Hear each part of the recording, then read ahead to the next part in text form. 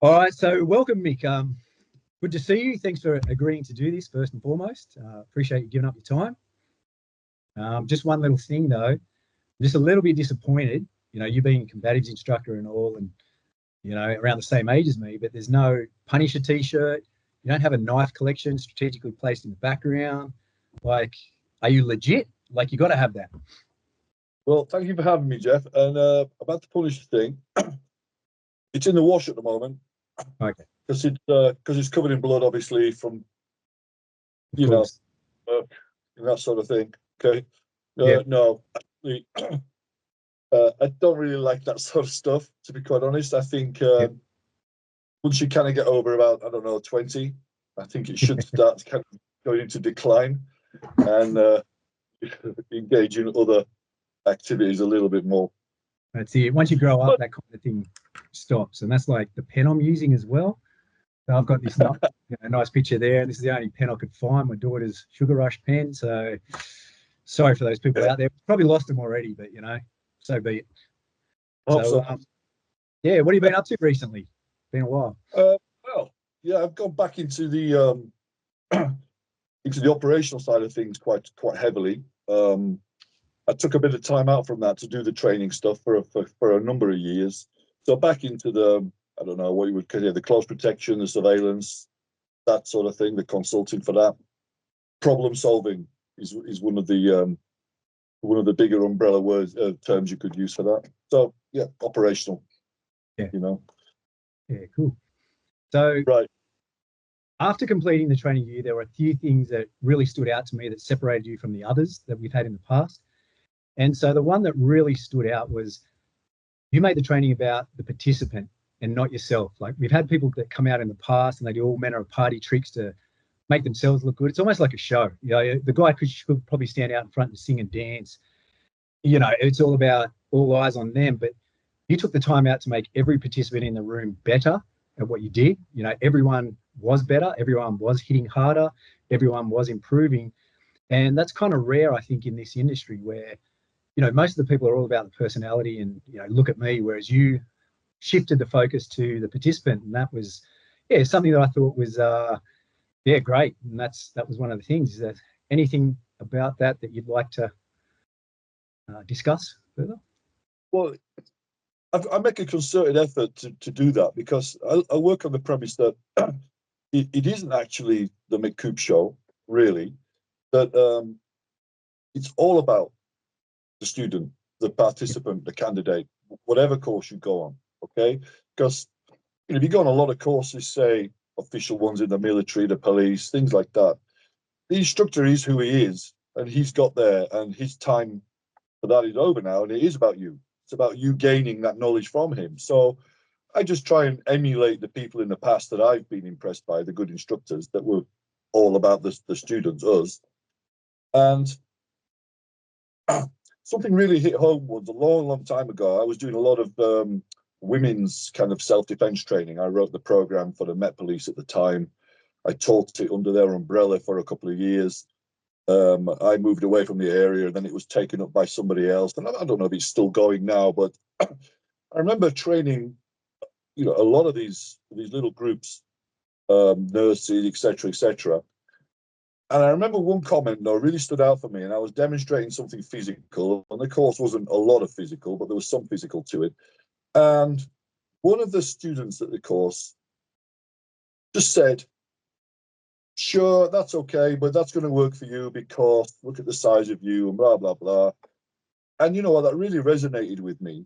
And from that point on, I thought, she's got a point, She's got a point in that, are they being impressed by my performance of it, or are they, but they feel deep down, oh, but I'll never be able to do that? Or should they really be impressed by the material? And ever since then, I've always used demo people from the crowd, from the audience, pull them out cold, so they're not my people, they're not pre-trained, we haven't rehearsed the stuff. And everything I show, I'll show it coached to them in real time, in front of everybody else, all their peers. So I want everybody there to think, well, if that person can do it, I can do it. Yeah. I want people to be impressed by the material rather than just my performance of it, you know. Yeah. And I think that's worked pretty well over the years. It certainly reinforces that it doesn't matter what the instructor's background is. We can talk about that later if you want. Yeah. And the hang-ups everybody has on personality and backgrounds and things like that. And it really should be all about, does the stuff actually work, you know? Yeah. And also, it ties in extremely well with how lazy I am. So I get other people to do it all. That's it. Yeah. Yeah. Makes sense. I think Makes it's sense. a win-win for me. That is straight away, you know? Yeah. It means that they're impressed with the material and I don't have to do any work. So I Yep. think that's fine. Yeah. Works both ways. And that's the thing too. Like I've noticed that it's okay if we can do stuff, but the people that we're teaching need to be able to do it. And I'd feel a sense of failure if I went and instructed someone how to do something and then they went got their ass kicked, you know, trying to do what I told them. Like I'd have a sense of responsibility of that. And I think a lot of people shirk that responsibility. And Jeff, yeah, you do a lot of training. You probably do more coaching at the moment than I do. And you know, I see all your efforts, and they're fantastic. I mean, just teaching kids for starters, I would never do that. You do a great job of that, and yeah, you know, I commend you for that one. I mean, just to stick with that for a little bit as well, though. One thing that I always look at skeptically, well, not skeptically, but I'm always a little bit disappointed when you go to seminars, you go to courses, and the instructors basically just engage with the people who are already fairly competent. yeah, So you'll always have people at a course who have got a high level of what you could call physical intelligence, that they get it pretty quickly. yeah, They maybe have some pre-existing skill set, or they're just fairly well coordinated due to, I don't know, I don't want to say naturally, because I believe in nurture more than nature, to be quite honest. And then you'll have the people who are a little bit, what can you say, uncoordinated, not quite so physically competent. And I really hate to see then the instructor hover around the people who are already good and then just kind of pay cursory attention to those who aren't. And I know the feeling, and you probably know the feeling as well as an instructor, that it validates you as an instructor when people get what you're showing them. You know, it makes you feel good, you know. yeah. But in reality, it's the people who don't get it that need the work. So whenever I have assistants with me, you know, assistant coaches, etc., they've got a very tight brief, is that leave the guys who are good alone almost, you know, spend as much time as you can with the people who aren't getting it, because they pay the same for that course, for that seminar as the other guy did, Yeah. you know. And we don't go for our own validation, do we? No. You know, And yeah, look how great he is, but he turned up great. So really, you're just taking the credit for something he already did. I don't like that at all. You know, that's it. I had a video that was from a seminar years ago that we had, and there was a girl in it, lady who was probably as tall as she was wide, and all the comments online were things like, "Oh, these people could never, you know, be able to fight or do anything like that." And I just thought, isn't that the people we're targeting? You know, exactly what you said. Forget the big guys, the big athletic guys. They'll be okay, but it's those people that, you know, need more assistance. And yeah, it was a really is important. And it also leads into the next thing, is that, you know, I appreciated too the fact that you treated everyone in the room, you know, as though they were important. I had a instructor come out. Reason for that, Jeff. There's a very good reason, because they are important. That's why. Yeah. That's the reason I'm there. That's it. And then the funny thing was, not funny, it's probably the opposite. We had an instructor once there was a guy that was in the course when you were out there before, who was a little bit different, a little bit, how do I say, alternative, you know. And we had another instructor who came out and just put shit on him the whole time and sort of looked at us. Sorry? I thought you'd talk about me then. No, no. So, all right. Guy in the class, and another instructor came out and just basically put shit on him. He almost bullied him to the point where I was kind of looking like he'd look at us for reassurance when he put shit on this guy, and I just didn't give him that validation. And yeah, it was disappointing, actually. It was one of the reasons why I didn't have that particular person back. But on top of that as well, like the whole meat puppet business, you know, the other thing was you didn't come out here and beat the shit out of people. You know, we've had instructors in the past hit people standing there, you know, and just it's kind of funny, like the people with no idea in the room are all in awe because they're like, oh shit, you know, he hit that guy. But I'm sitting there thinking to myself, I get a 12-year-old girl from my class to hit someone standing there, and it's going to rock them anyway. Like you can hit, like, Yeah, it makes no sense. I know you. I've seen videos like that. Obviously, I've seen clips. I've been at seminars where people have done that. I've been on seminars, people try to do it on me, you know, where they get you out, stand in a fighting stance, and then just proceed to whack you, and you think, great, what's the point of that?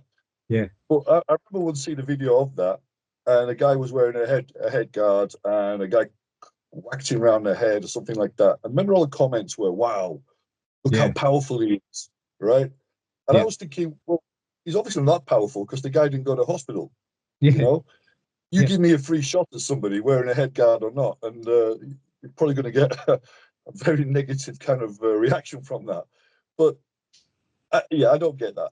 I really don't get that at all. I think, like you say, I treat everybody like they're important there because, well, they are. I treat it like I'm coming to see them, not that they're coming to see me.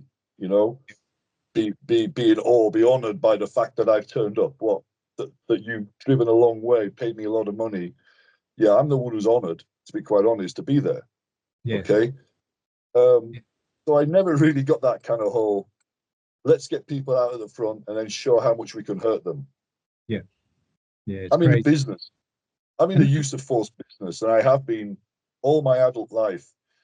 So there obviously has been incidents where violence is I've partaken in violence. Okay, as part of my my job. I've also been an idiot like everybody else has been when they've been younger. I've done a bit of that. It's nothing to talk about, and it's also nothing to try and replicate on people who have paid me money to teach them. Yeah. I think anybody that's doing that, and you do see patterns of behavior with people doing that, I don't know. I think there's something missing from that person. Maybe they don't have the fight experience that they claim to have, and this is their only way of kind of getting it now. I don't know what it is. I'm not a psychologist, and I don't pretend to be one on TV, you know. But I do think there is something wrong with people who are doing that. What's the point? Yeah. That's You know. Also, if you just demonstrate as an instructor everything in quick time all the time, nobody really sees anything. You know, you can spend a fortune on computer coaching software, you know, to computer assisted software. I've done some with you in the past, and I've got, I spent a fortune on that software.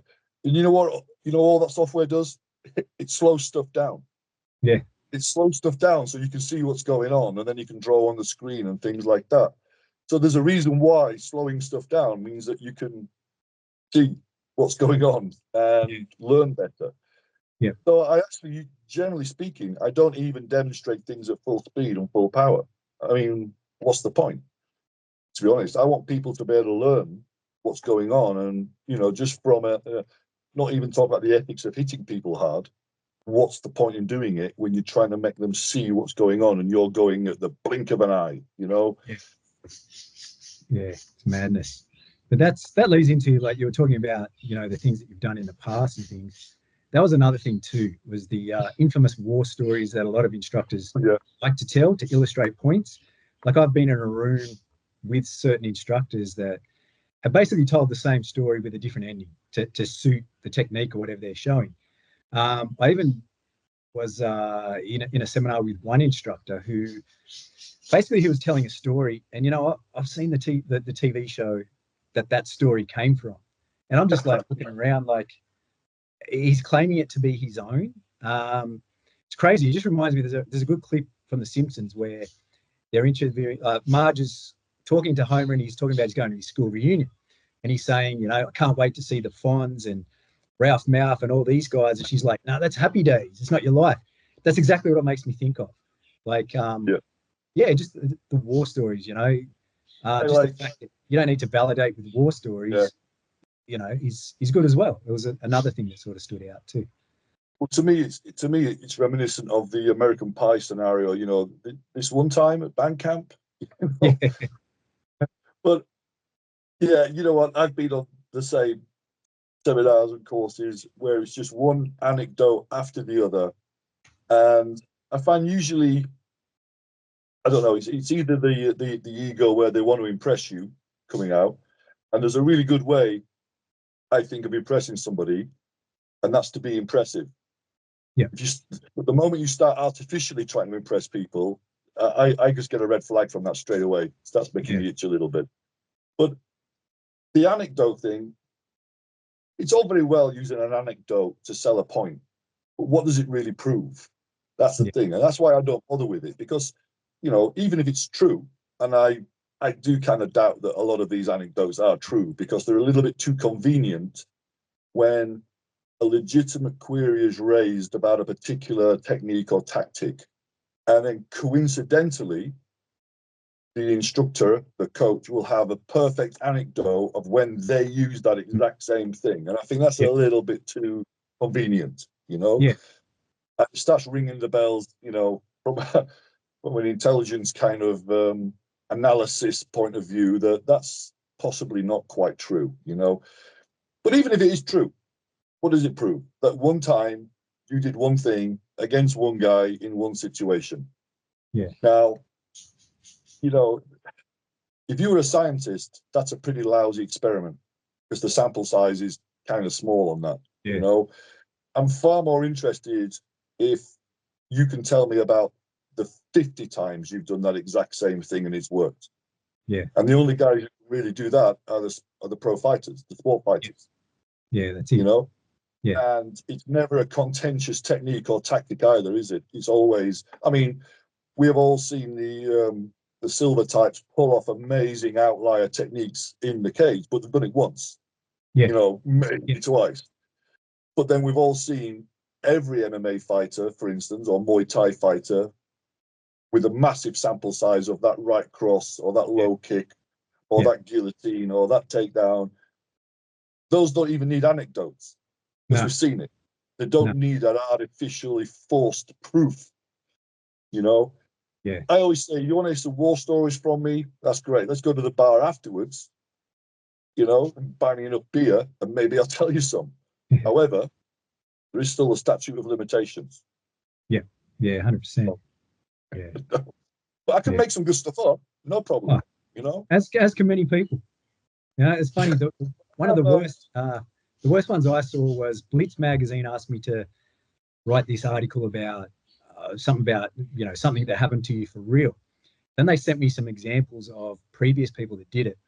And this one Hapkido instructor, I think he is, talked about when he went to Thailand and he got kidnapped and held hostage in a room and he twisted people's wrists and threw them through the walls, 5 people. And I'm sitting there thinking, man, like, are you serious? Like, I remember that exact incident happening. yeah. No, I don't. No, I don't. No, sorry, never did. I think it was a movie. I think it might have been another movie, probably. But yeah, crazy that. Well, it's I've just. got a rule now. I've got a rule for war stories now because I've heard a few. I don't know why people want to tell me them, to be quite honest. I'm like, no, please, no more. I've got a rule, and there's 2 conditions if you want to tell me a fight story, any kind of war story. The first one is it has to be about how you messed up, right? There has to be something that you did wrong to make it interesting. And the second one is it has to be funny. Yeah. If it's just another tale of you defeating all comers and being the hero and saving the day and being really tough, and I'm bored now. I'm bored now. Can we talk about something else? You can almost predict the outcome. You can finish the story. Messed up, but it's got to be funny, and then I'll listen. Then it's interesting, isn't it? Then it's worth telling over a couple of years. But if it's just about how amazing you are, I'm bored now straight away. Yeah, I don't want to hear it. Yeah. Yep. All right. The next thing. So the other thing that was that stuck out as well, not only to me but the guys, was your questioning of the pillars of self-defense. You know, those things that are taken as gospel and everyone adds them to their systems and things like that. Whereas, you know, you would go through them and also provide rationale for why it's not the case at all. And yeah, that was like a breath of fresh air, you know, compared to all the others that we've seen, still continue to see. Well, I think we could talk about what I think maybe is wrong with the industry. Obviously, these are my opinions. I'm not saying I'm right and everybody else is wrong. Obviously, although that is the case. No, I mean, the thing is, there's not enough rational thinking. Well, rational thinking, like you said, the rationale behind things, which stems from critical thinking, doesn't it? Actually thinking about stuff, you know. Yeah. And I like to use something called the Feynman problem solving. I think he calls it the algorithm, and it's quite glib. And it says you study the question, you think really hard about the answer, and then you write the answer down. And it's the middle bit that people don't really do, in my opinion. They don't really think about the answer. What they'll like to do is accept cliche. And what is a cliche? Well, something that's been said so many times, it just becomes a bit old, you know? Yeah. So the critical thinking part of it is just that, is that really the case? Or are you just going with the flow because everybody else is saying it? Now, as humans, we do like to feel part of a group. You know, it's quite natural that we do band together, don't we? We are a herd kind of animal, or a tribal kind of animal. And it is nice to have that immediate support of your peers because they've said something, you're saying the same thing, and straight away you're part of a group now. Yeah. I just always thought some of the things need a little bit more thought. Yeah. That's all. Yeah. In my opinion. And to the point where even if something is fully accepted, you know, in big thinking, there is something called falsification. Falsification is where you try and disprove your own theory before it's accepted as a theory. Yeah. So before you release that paper about something, you try really hard to disprove it yourself from the other people's points of view, you know, before you write something down, declare that this is true, and then push it straight out. You'd be laughed at in the scientific community if you tried that, to be quite honest, you know. Now, I'm no scientist, but I think they're onto something there. Yeah. You know what I mean? Yeah. So I design drills, for instance, that try and break what we're doing, that test it to the point of it doesn't work, rather than designing a drill just to validate what I want to be true. Because we could design a drill between us now, right now. Pick a technique that's crazy. What's something like a spinning outer crescent kick? You know, we could design a drill right now that made that seem as if it was a great option. Yeah. Because we control reality in a drill, don't we? We control what happens.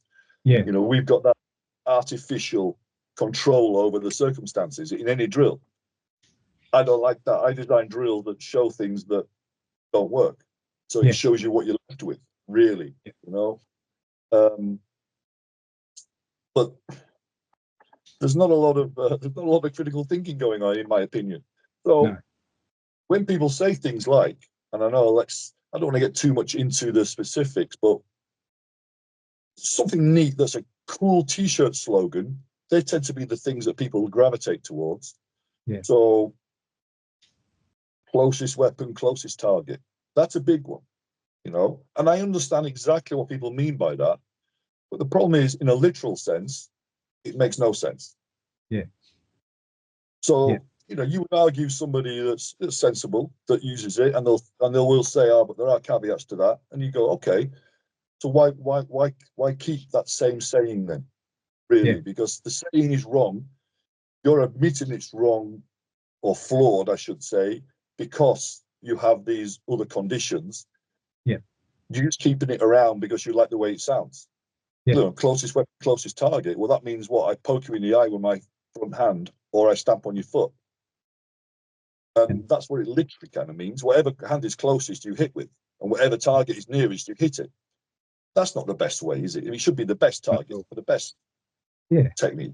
And it's a bit contradictory too, because if you think about it, this cup, you know, like I've seen, like if the eye gouge is the example people, you know, do, where, you know, if you've got your fingers in someone's eye, they say their closest weapon is that little palm strike. And it's like, but hang on, if you've poked someone in the eye, you could do the Ali shuffle and kick them in the face, because if you've got a good poke, their reaction time is going to slow. So to do that little thing that does next to nothing, why bother? Like it doesn't make sense.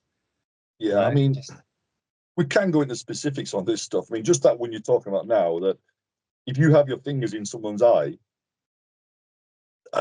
presuming his head's going to stay still, and if that's what you think, you haven't put your fingers in a lot of people's eyes, is all I'll say. You know? Yeah. Enough then to pop that palm strike in there. It's a little bit like the ones where you hit somebody under the chin with the palm, yeah, and then gouge his eyes. yeah. It's like, well, you must be hitting that guy really softly then, because just basic transfer of kinetic energy tends to move things, doesn't it? There's things like that that have become cliches, haven't they? They've become a cliched, you know, everybody does this, so I'll do this. Yeah. Whereas just thinking, all right, let's forget about what everybody else is doing. Let's look at this thing objectively. What's likely to happen here? Yeah. You know, it's like in, you know, some combos, you know, side kick followed by an elbow strike. It's like, come on. Yeah. What do you think's going to happen? And it's just that way of thinking that it's like, forget what people are telling you should do. Think for yourself, what's likely to be the most probable, you know? And we could go on and on and on with that stuff. And there's a lot of stuff that gets used because it gives people I don't know, a science element, like the Cooper color codes. Yeah. Everybody talks about the Cooper color codes for awareness, for instance, and they don't realize that Jeff Cooper actually didn't intend them to be an awareness model at all. It was for it's a readiness model, you know, that he based on the US Navy operating in the Pacific at the time. So for the ship, you need to have quick coded signals to tell everybody what state of readiness the whole ship's in. Yeah. You know, for one person, I don't think it's that important, other than you can use it as a very brief model just to kind of get the idea of an escalating form of readiness. But then to expect people to walk around and tell themselves that they're in condition this and condition that, I don't follow that so much. Yeah. You get people shoehorning in the 10,000 repetition rule and things like this, and it gives people an element of science to add to a handout, I think. Yeah. But is it the right thing? Intelligent. Makes them sound more intelligent than that. Weight. Well, it's a tangible handout, isn't it? Or it's a tangible. It's a PowerPoint slide. It's a handout. Yeah. But how useful is it in an application manner? I mean, one of my biggest peeves really is when people turn any kind of physical interaction or potential physical interaction, you know, the bit beforehand, maybe the managing the threat, you know, being aware and all that stuff. They turn it into some sort of sociology experiment, you know, some deep kind of crime prevention kind of long-term strategy that senior police officers might study for 6 months, you know.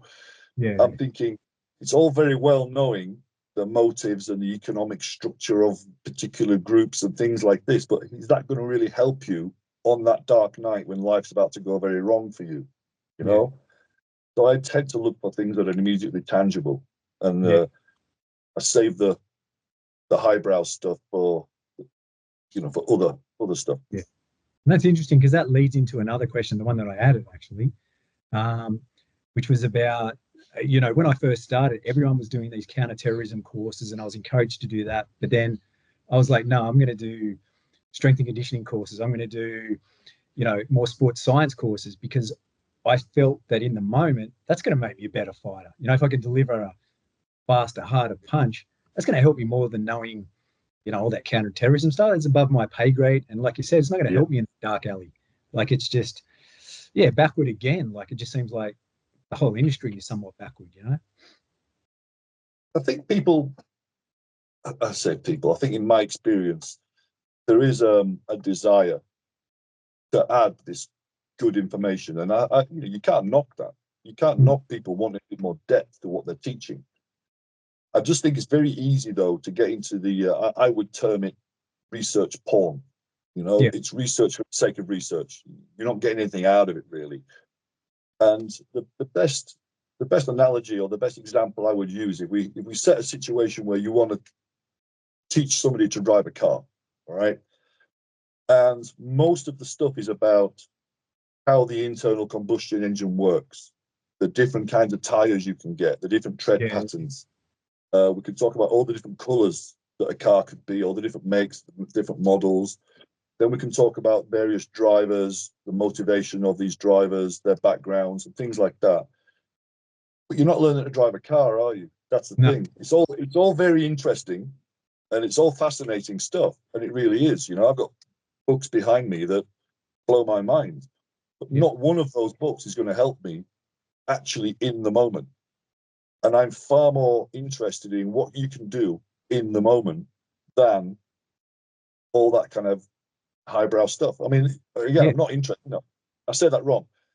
I am very interested in the highbrow stuff. You know, I am very interested in the motivations and all that sort of stuff, but I understand it's not really going to help me in the moment, you know? Yeah. So it depends what I'm teaching, or depends what I want to learn myself. You've got to know what good you're going to get out of it, to be quite honest. And is it just on a course filler? My knife course, for instance, it's a start point. That's all it is. It's 2 days. It's longer than most people's knife courses. When I say knife course, I mean anti-knife stuff, you know, knife defense, whatever. Yeah.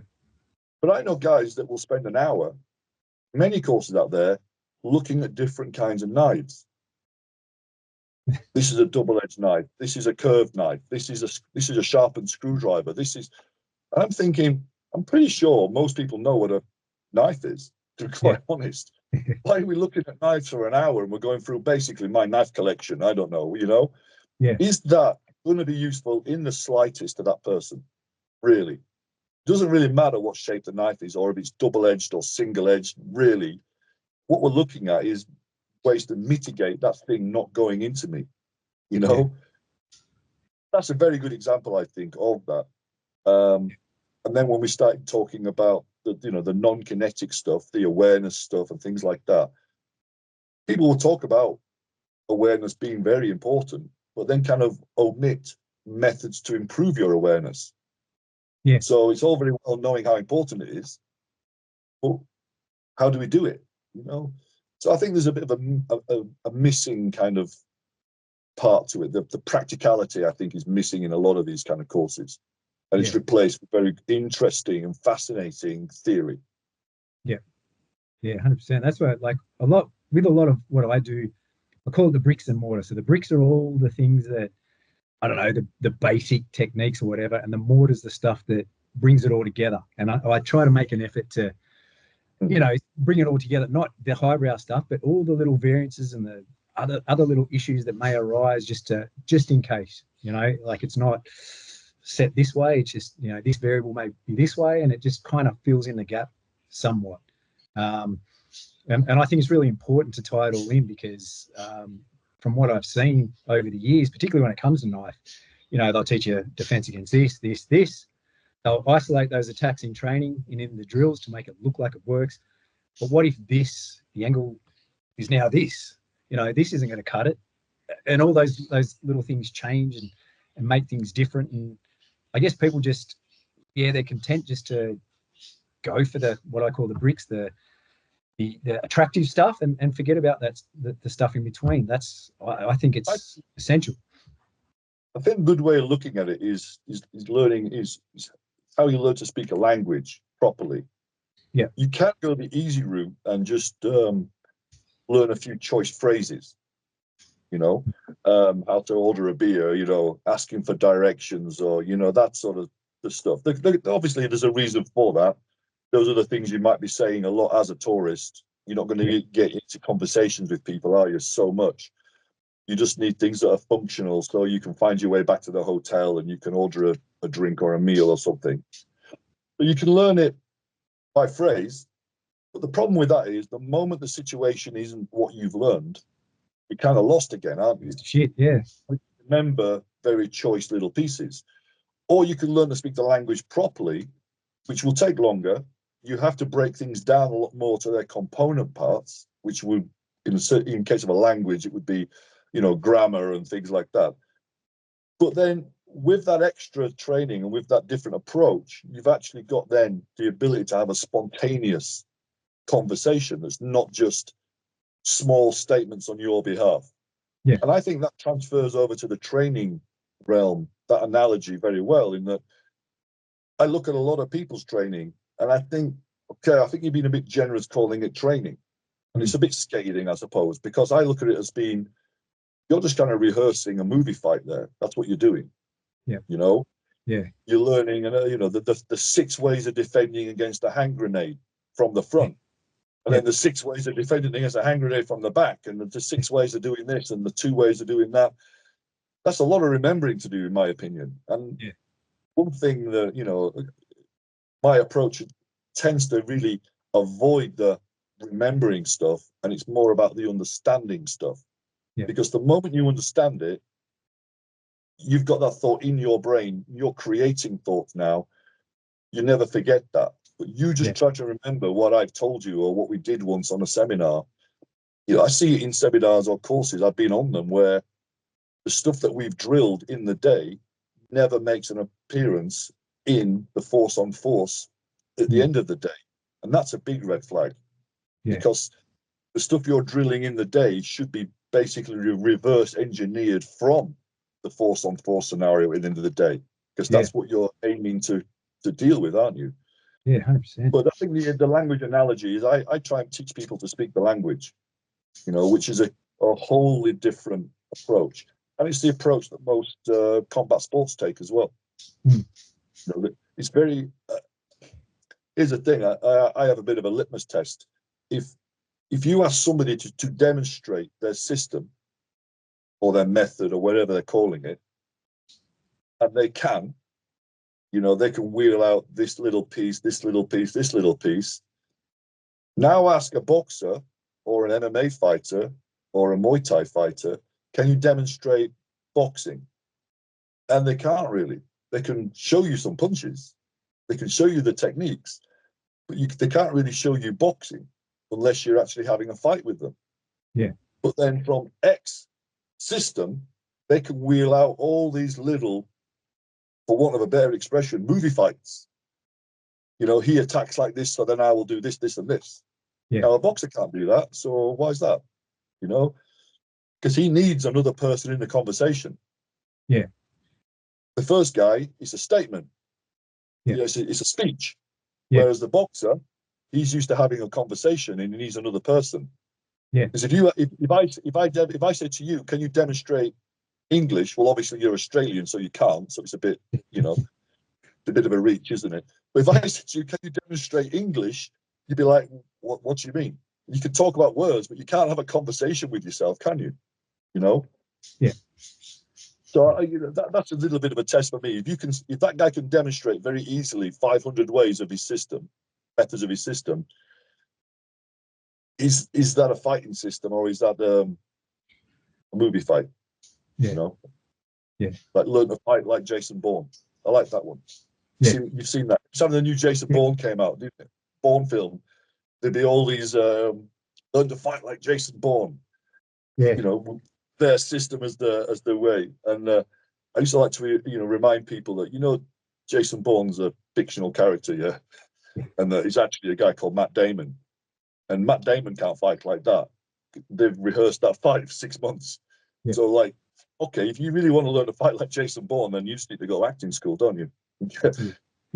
You get those cables from the roof and all that. And Yeah. Just telling people that, you know, those fights aren't real. So you don't want to learn to fight like Jason Bourne, you know, really.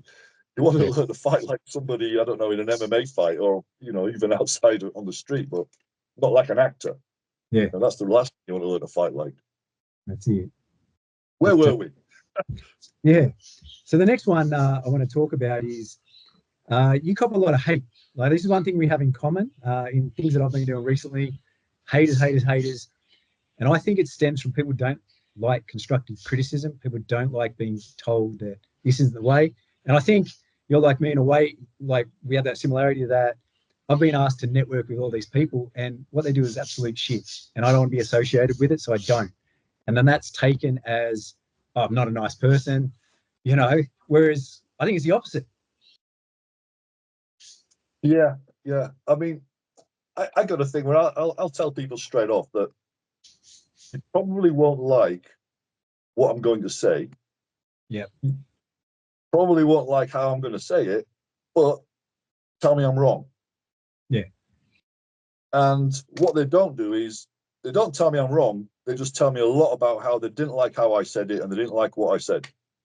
And then they'll add a load of stuff about me probably as well. What a horrible person I am. Yeah. I'm all right with that, to be quite honest. You know, Yeah. if I don't know that person that well, if they don't mean much to me, why do I care what they think about me, to be honest? You know, am I going to ask for advice on buying my next washing machine or something? No. So his opinion to me, I'm not that bothered. It's obviously nice to be liked by everybody, but I'm not going to sacrifice my integrity to get there. Yeah. If you know what I mean. And right is right and wrong is wrong. So what I'll tend to do is, if I like the person but I don't like what they're teaching, we just never talk about what they're teaching. You know, we find other things to talk about. You know, and I'm quite happy to agree to disagree, as long as that doesn't involve me agreeing with that you're right and I'm wrong. Yeah. You know, if we really agree to disagree, fine. You know, as long as you've got a good reason and I've got a good reason, then you know what? Why should everybody think the same? Yeah. But if we agree to disagree, but secretly still you expect me to agree with you, and I'm wrong if I don't, then that's not the way I operate for that, you know. And it's funny when you actually look into who these people are. Like I had an experience where some combatives guy was just ragging on what I've done, and so I just thought, you know, I'll go have a look at this guy. So I got on his Facebook page, and not that that means, you know, everything, but he had one follower, and it's like, well, you know, even if you are not well liked, you still get followers. There are still that percentage of the population that are like, you know, I agree with what he's saying, and they'll follow it. But this guy just kept at it, and I clicked on his page, and I'm like, what, like, why even bother? Like, you know, it's not worth it. Not worth the time, effort, and stress. Well, yeah, I'm not really in it for the followers, to be quite honest. Yeah. But, it's never really been my thing. I get guys, I mean, I've got a few YouTube clips up and things like that, and they've usually been filmed in the middle of a seminar with someone's cell phone. Yeah. And I get comments, you know, talking about, well, the sound quality is not very good and you'll get more followers if you work on it. I'm like, I you know, my joking answer to that usually is, well, it was great in the room, you know, you should have been there, you know. It's like, exactly. what do you expect? You know, he's on the side. I've got better things to do. I don't go to seminars with the aim of like, I need some photographs on my website. I should do, because I've got terrible photographs at the moment. I don't really have any. But it's not my important thing. You know, No. my important thing to be successful, and that's what it tends to be, isn't it? You got to be. I mean, I would never really care. I don't really care how many followers someone's got, unless they were professing to be hugely popular and hugely successful, etc., and they're patently not. You know, then in my opinion, they put their head above the parapet, so they're worth shooting at. Yeah. You know, there are billions of people out there that I probably would hate what they do, but they're not on my radar because they're not standing in front of me shouting about how great they are. Yeah. So why would I care? Quite honest, you know. Yeah. But as far as followers and things are concerned, success for me isn't how many followers you've got. It isn't even really how many books you've written or DVDs. Because let's face it, and it sounds a bit glib. Anybody can write a book. It's just writing. It doesn't have to be a good book. And I'm not saying everybody can write a great book, but everybody can write a book. So just because someone's written a book, so what? To be quite honest, if I admire the time they put into it, etc., but it's no real proof of anything other than that guy sat down behind a computer and typed a book out. You know, so play for that, but please don't use that as any kind of proof that that person is now A, right, or B, exceptional, etc. It's just a book. Anybody can make videos, especially nowadays. You know, we all walk around with a recording studio in our pocket these days, don't we? Anybody can make videos, and unfortunately, just because they can doesn't mean to say they should. Okay. But 100%. So just having 5,000 videos on YouTube or Instagram or whatever, great, well done. I've never really viewed video as a very good teaching medium, so I've always avoided it. You know, and I think people that train with me realize that the way I teach anyway, it wouldn't really work, because I like to teach how I say, very three-dimensionally, you know. And that might be a little kind of pretentious to say that, but there's more than just that two-dimensional imagery of do this like this, now off you go. I like to get in there and we'll look at angles and repositioning people for maximum effect and the good stuff, you know, and that's you get good results, isn't it? You know, you don't tune a car engine just by revving the thing up all the time. You've got to lift the hood. You've got to get in there and start taking it apart and putting it back together again. That's how you tune a car engine up. You don't just drive it more and it just tunes itself up. So I teach like that. So video for me wouldn't really work. I only have clips on YouTube just for interest more than anything. You know? For me, success is what do people learn? That's success. So it's not about how many followers, how many, you know, how much money you make or anything like that. Or, you know, I like making money. I'm not going to deny that. But it's not my definition of success. As an instructor, success is what do people learn? Yeah. You know, in my opinion, definition. Yeah, because it used to, like when I first started, I'd sit there and I'd look at my class and I'd look at someone else's class and they'd have double the people and I'd be sitting there thinking, why, you know, and it'd get to me. And then in the end, I had a realization and I'd look at what these people do and go, you know what, those additional 10, 15 people in that class, they can stay there. If they're too stupid to realize what they're doing is a waste of time, so be it. Let them waste their dollars and things, you know. It's yeah, it's taken me a while to get over that, get around it. Very harsh word, stupid. You know, I don't think that many people are stupid. I think people tend to be intellectually lazy. Yeah. That they might be stupid, but we don't know yet because they haven't done a lot of thinking. Yeah. And misled by the instructor. Yeah, but you know what? Sometimes you've got to look at it that, you know, we're not trying to save the world, though, are we? So, and it is a very niche luxury activity that we indulge in. We have to be very careful sometimes that people take it a bit too seriously, I think. Yes. Yeah. You know, I mean, obviously it's life or death stuff, isn't it? Is it? Yeah. It kind of can't think of the last time someone tried to kill me. Yeah, it kind of rates up there, in my opinion, with like scuba diving or hang gliding or something like that. It's a really cool pastime. I mean, when you're talking about professional usage, now it's more important. Yeah. But even then, it's not the most important thing.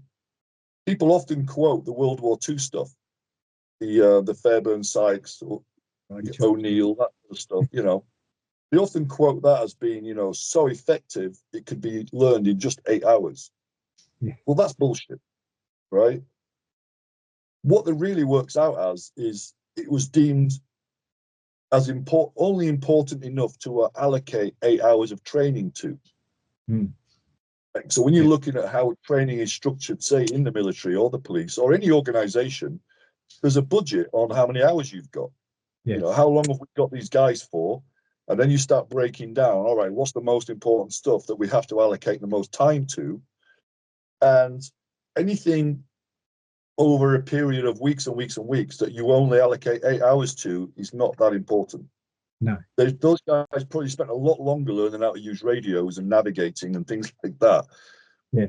So we've got to be really careful that we don't start making it the most important thing. Yeah. You know, as long as you realize that it is quite a niche activity and cardio kickboxing is always going to attract more people to the classes. Yeah. You know, you've seen the way I train. Not everybody likes that, to be quite honest. Yeah. You know, you've seen the guys that go to other classes and, you know, it's more validated, it's more feel-good training. A lot of people like to feel good. People don't train with me to feel good. They train with me to get good. That's the way. That's the way I like to think of it anyway, you know. Yeah. But, yeah, I used to be the same. I used to be very zealous about you must train with me. And I'd persuade every friend I had, every girlfriend I had, you've got to come training with me. Or training's all of everything. We need to do more of it. Yeah. And after a while, I'm kind of like, if you don't want to, that's cool. All right. Yeah. And if you tell me that you want to train and I offer you the training, but you don't come because there's always an excuse, that's fine.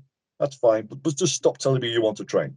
You know, I don't mind if you don't train with me, because if you don't come, I won't get worse. Yeah. Fine by me. But if you did come, you'd get better. But you don't want to, fine by me. Yeah. You can't please everybody. No, that's it. Yeah. But leave them alone. Not pestering them, Jeff. No, that's it. And it's funny you say that, because like even, you know, I was doing some work with some nurses and things, and I think they're allocated something like 8 hours a year. But what's more important for them is how to do an injection without killing someone. That's more important than what we do, essentially. You know? So time allocated for training, that is, far greater, and it makes total sense. You have to look at, when you're designing training as well, you've got to look at what are the objectives, or you've got to look at what is the overall objective of that person.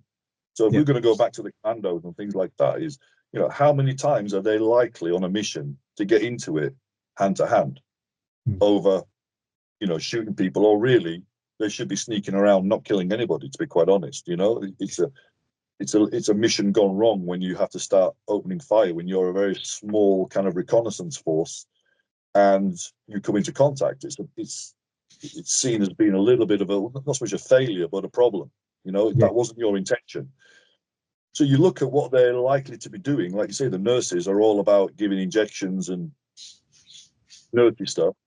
Right, medication. And you have to allocate training according to percentages of what that person is expected to do and encounter. You know, there's a reason why you might do earthquake training once every 10 years, but you might do fire training every week. You know, because you look at what are the potential percentages for something happening. You know, so when you start looking at training design, I think a lot of people kind of miss that. They miss the whole budget thing, which comes down to money and time. Time's a big thing for training. You know, how much is somebody going to allocate, because that person's busy. He's got to do other stuff. So it has to be very important to cut into that person's other stuff. And I mean, my biggest thing though was training, say, in the States quite a lot. I would always pose the question in a joking fashion, like, you know, how much shooting do you guys do? And guys will say, yeah, I go to the range every week. And I'll say, what, does the department allocate that? No, I go on my own time. All right. And I said, do they provide you the ammunition? Ammo is expensive. You know, oh, no, I'll buy my own ammo. Important. You know, I'm like, okay, cool. And how many people have you shot? Well, nobody yet, hopefully, blah, blah, blah. Because it's still a rarity for most cops to shoot someone, you know. And then I would say, what about the hands-on stuff? And they'll say, oh, yeah, we do that twice a year. You know, when the department forces us to, basically. And I'm like, okay, you train in your own time? No, not really. Not so much. Okay, and how many times do you go hands-on? Oh, 3 times every shift. You think, okay. Just to kind of nail it home that you got to do the stuff that you're doing all the time, haven't you? You know? You've got to allocate your training according to the likely scenarios you're going to face. That's it. All right, next one. So there's a massive movement online that I refer to as Instagram training. You see all these people doing all this, you know, crazy stuff out there. You know, what advice do you give for people that are trying to navigate through these videos? Like, it's funny, like my other job, I certify personal trainers, and I get them one that sort of is familiar. He was training a lady, so they have to actually take on a client. We supervise. He was training a client boxing. So he has a tennis ball in one hand, and he drops it and he grabs it with the other, and he's getting her to do that. I'm thinking, why? I didn't say it, but, you know, the whole time I'm thinking, why? Like, it's all this stuff that's popping up now, like, it's crazy. I mean, from boxing to martial arts to athletics and things like that, there's always what's going to catch the eye, what's interesting. I mean, why would you use a medium like Instagram or YouTube or something like that to show something that's inherently boring? And repetition is inherently boring, isn't it? Because you're repeating the same thing over and over again. And like I say, you know, look at the 400 drill that I developed for the foundation course. That's 15 minutes per person. Just repeating the same shot, essentially, using the deliberate practice kind of model of counting the good ones, don't count the bad ones. But there's no variation to it. There's nothing exciting about it. But then look at the benefit that yields. You do that drill one time, and I guarantee you've got a substantial increase in your ability for that particular thing. But anyway, that's talking specifics. Repetition is boring. So why would you put that on Instagram? You know what I mean? One, you wouldn't put on Instagram a pianist just hitting scales for an hour on the piano. Yeah. That's the most boring video in the world, isn't it? You know, Yeah. but that's what you do. You know, that's the main, it's a big part of training. Yeah. You wouldn't put on Instagram a sprinter practicing breaking the tape repeatedly, or just coming off the block and going back and coming off the blocks and going back and coming off the blocks and going back for an hour. You know, you wouldn't put that on there, but that's what they do. You know, you always have to find the cool stuff. Otherwise, why would anybody watch it? The problem with that, though, is people see it and other Instagrammers copy that, and it kind of grows, like you say, like a viral thing. But before Instagram, and it was YouTube, wasn't it? You would get advanced coaches putting up some advanced drills with their advanced athletes. And that's great. But the problem you get there is you get beginner coaches with their beginner athletes trying to copy these advanced drills. Yeah. So it's a little bit like, if you're a beginner, don't buy the advanced book of javelin throwing. Buy the basic beginner's book of javelin throwing, you know, and people don't. They want to skip straight to the cool stuff because that's what the champion does. Look at all the people copying Floyd Mayweather's pad work. Yeah. It's a great example. Did they really think that Floyd Mayweather trains like that? He admits he doesn't. He admits that he puts it on for the press shows that he does, because it's cool as fuck. You know, everybody wants to see that really cool, fast, you know, pat to work on the pads. It's really cool. But he admits to anybody that wants to listen, I don't train like this. Yeah. But what do people want to do? They want to do that. You see that? Yeah. It's the same with all. I have a demo I do when I talk about impact versus impulse. Yeah.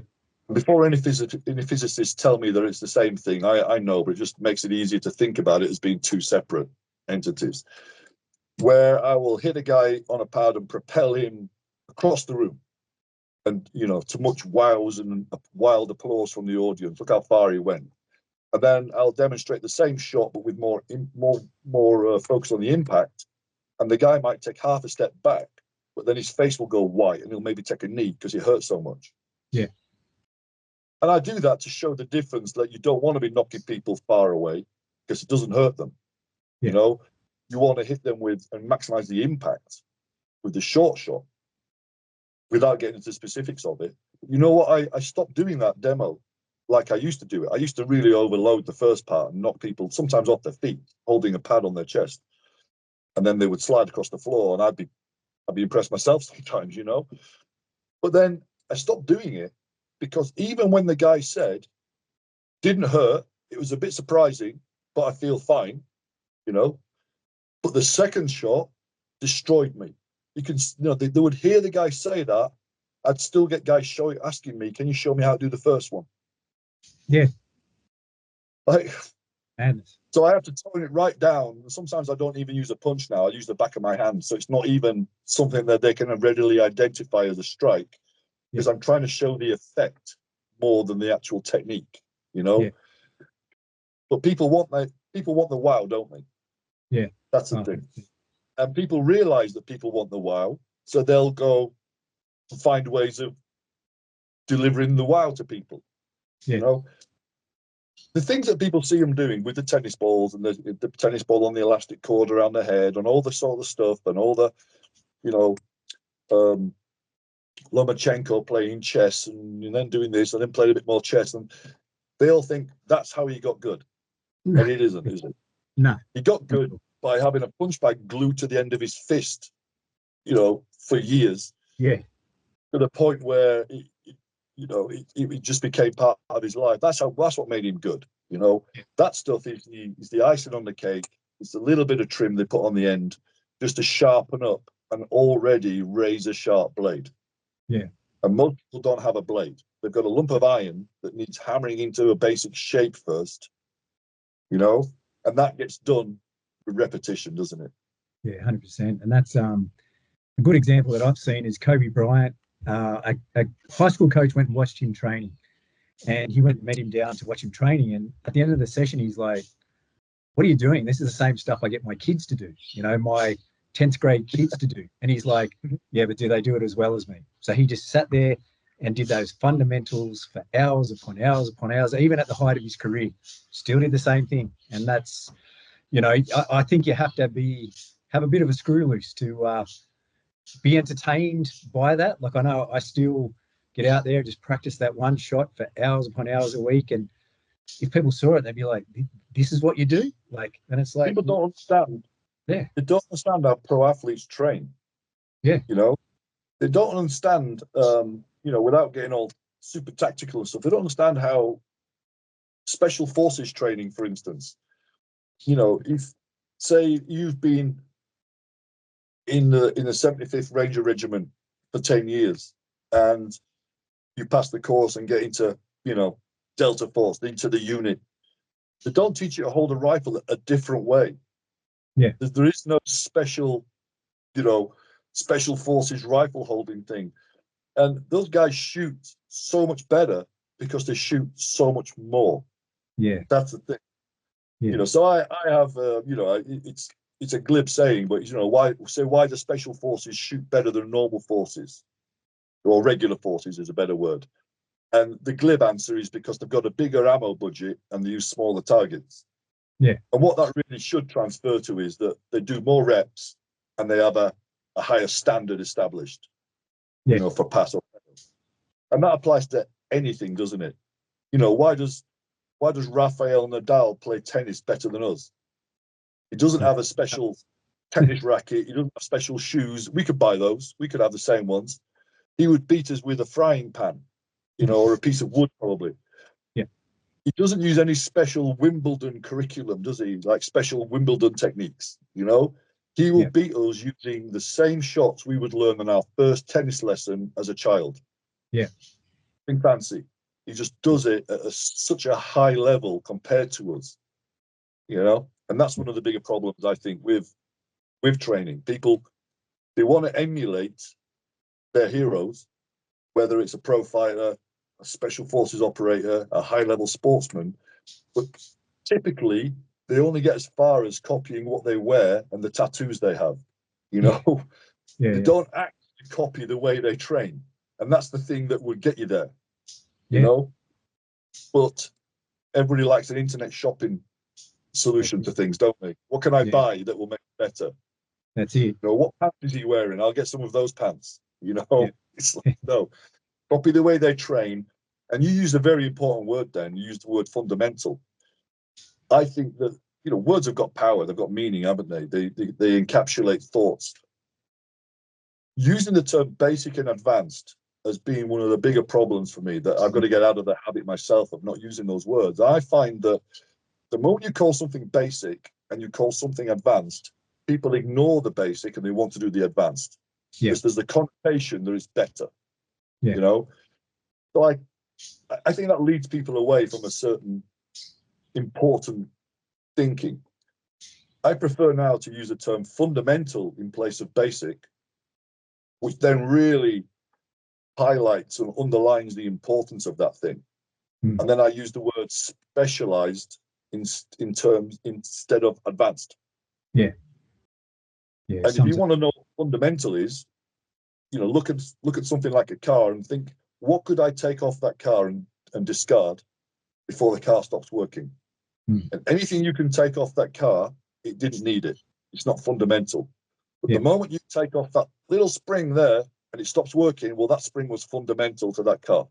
And anything else is just a specialization, isn't it? You know, for comfort or whatever. So martial arts stuff, what's fundamental, you know? Tennis stuff, what's fundamental, you know? Playing the piano, what's fundamental? Basketball, what's fundamental to that? And then anything else is a specialization. Once you've mastered all. The fundamental is usually, like you say, it's the big bricks. And then the specialization is when they're just going to get narrowed down because you want a brick to fit a certain space in that wall, don't you? But you don't build the whole wall out of those little funny shaped bricks. It had a purpose. You know? It's funny because we started a bunch of beginners last night, and the speech I always say is, what you learn today is the same as what, if anything happened, that I would do, my other instructors. The only difference is we assume that we can do it better than you because we've been doing it for decades. But it's the same Mhm. stuff. And we're able to apply it in different situations, and we're able to, I guess, change or improvise where necessary. And that was the big thing. But another quote that I've heard you say that sums it up is that we don't have a knowledge problem, we have a performance problem, something along those Oh, yeah. lines. Bastardize it. Yeah, I mean, I would say just before I forget, because I've been hitting the head quite a lot in my life. You say there that we do it better because we do it for longer. You've got to be careful with that, as you know. Yeah. Because when you start talking about, well, I've been doing this for 30 years, that just tells me how old you are, not how good Yeah. you are. you Yeah. know? Yeah. And that could be a real double-edged sword, can't it? Because if you're still not very good at something and you've been doing it for 30 years, you've got to be really careful with that. Yeah. How many times do True. people use that as their argument to authority almost, isn't it? Yeah. Yeah. You know? Yeah. 100%. Yeah. Yeah. I've had But people say, oh, you know, I've been training, I've been a security guard for 20 years, I've done this for 10 years of that. And it's like, yeah, so what? Doesn't mean you can fight. yeah. I could have been trying to learn the piano for 20 years. If you heard me now, you'd think that was time spent wasted. Yeah. You know? I've been trying to Doesn't mean sing since I was 5, and I will not sing in public because it is horrendous. You know. yeah. But So back to your thing though. I mean, about I will agree definitely. One of the things I tell people at any course, really, unless it's something really kind of out there that I'm training, and I teach across a broad spectrum, and I don't just teach the fighting stuff, but the tradecraft stuff as far as security operations and intelligence operations goes, things like that. Generally speaking, I won't, and I'll tell people straight out that I won't teach you anything that you don't already know or think you already know how to do. yeah, You know, in terms of fighting stuff, it's the punches, the kicks, the palm strikes, the elbows, whatever it is. You know, everybody already knows that. If you've done any kind of martial art or combat sports for 6 months, you've got yeah, the whole curriculum there, basically. yeah, pretty much, yeah, Because if they're a good system anyway, they should teach the good stuff first. yeah, You know, you shouldn't have to get to the black belt level and now they'll teach you the stuff that really works. You know, it yeah, shouldn't be that way around, should it? So no, I make a big point of that as well. Is the stuff we do first is the stuff you need the most. yeah, You know, so the thing I say is people, you know, would ask me what problems does this industry, we're going to call it an industry, have? And I will say the problem is that people tend to think that they don't have enough stuff. That if they learned more stuff, they'd be better and it would solve all their problems. You know, hence they will buy all the DVDs and they'll buy the books, they'll go on the seminars, they'll travel around the world, or whatever. You know, yeah, they think there's always something that they're going to learn that they don't have yet, and that will fix all their problems. And that's absolute nonsense. mm, Like I talked about the guy who was a ranger who went into Delta. He doesn't suddenly learn new stuff. They just change the way it's trained, really, yeah, to all intents and purposes. You know, without getting to the technical side of things. Same with the martial arts stuff. Like I said, if you've done any kind of martial art for 6 months, you've probably got enough basic material there, probably more than you really need. yeah, You know, we go back to the tennis player, that he doesn't search for new techniques. He doesn't search for new ways to hold his racket and new no, ways to hit the ball. You know, it's been established through sample sizes of billions by now that there's a certain way of hitting a tennis ball that's really good. You know, yeah, fight sports have established how to hit people properly with billions of sample size examples, for instance. You know, we've seen it all. The problem people have is they're just not good enough at the stuff. They haven't prioritized performance over variety, yeah, you know? yeah, And again, talking about the tennis guy, talking about why does that pianist play the piano better than us? Because it's the same piano we could have. So it's not the piano. He's hitting the keys in the same way that we can hit them, same techniques. There's only so much you can do with your fingers hitting yeah, a piano key. It's just that he's put more work into the performance of that thing. And it's probably more grind work as well. The stuff that you yeah, don't want to see on YouTube, the scales, yeah, whatever. The tennis guy practicing that serve. How many times? Tiger Woods apparently used to hit his drive 1,000 times a day, mm, but only count the good ones. So yeah, how many is he really? I can't even imagine what 1,000 golf balls looks like, to be honest. yeah, How many wheelie bins of golf balls is that? I don't know. yeah, But That's why, that people excel at things. And that's the big problem I think we have in the martial arts. There's too much variety that seduces people into thinking they need another thing. Yeah. Even the Gracies said, didn't they, that they consistently win with 6 techniques. Yeah. Yeah. And they've got a fairly vast curriculum of things, haven't they? That it's a never-ending thing. That's why it's such a fascinating martial art to study. Yeah. Because it is never-ending, and you'll never master it as such. There's always something new. But even they will admit that when push comes to shove, the probabilities of certain things outweigh the possibilities of other things. Yeah. So I like to say that I work on a vertical model as opposed to a horizontal model. So the horizontal model would be, I think a lot of my peers, my competition, tend to work on a horizontal model where they don't go into that much depth of stuff. And I think that might be because they don't know.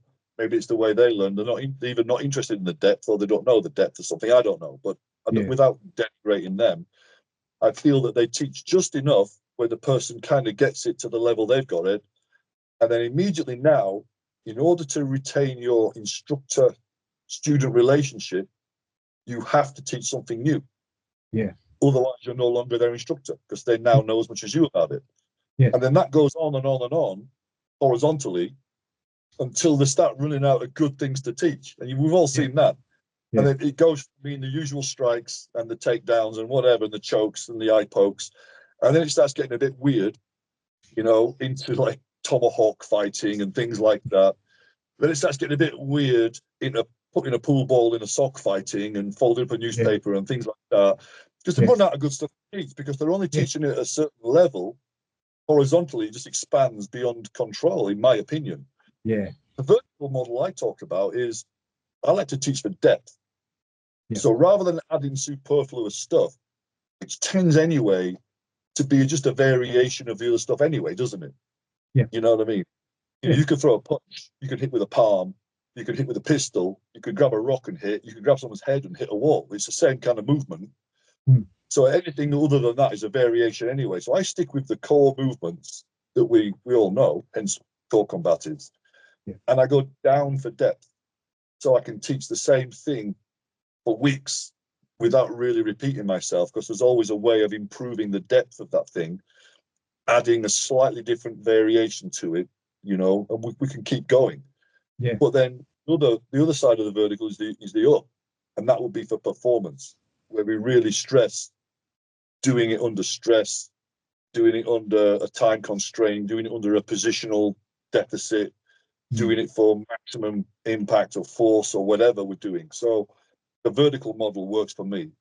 Because the horizontal model, I ain't got time for that, to be honest.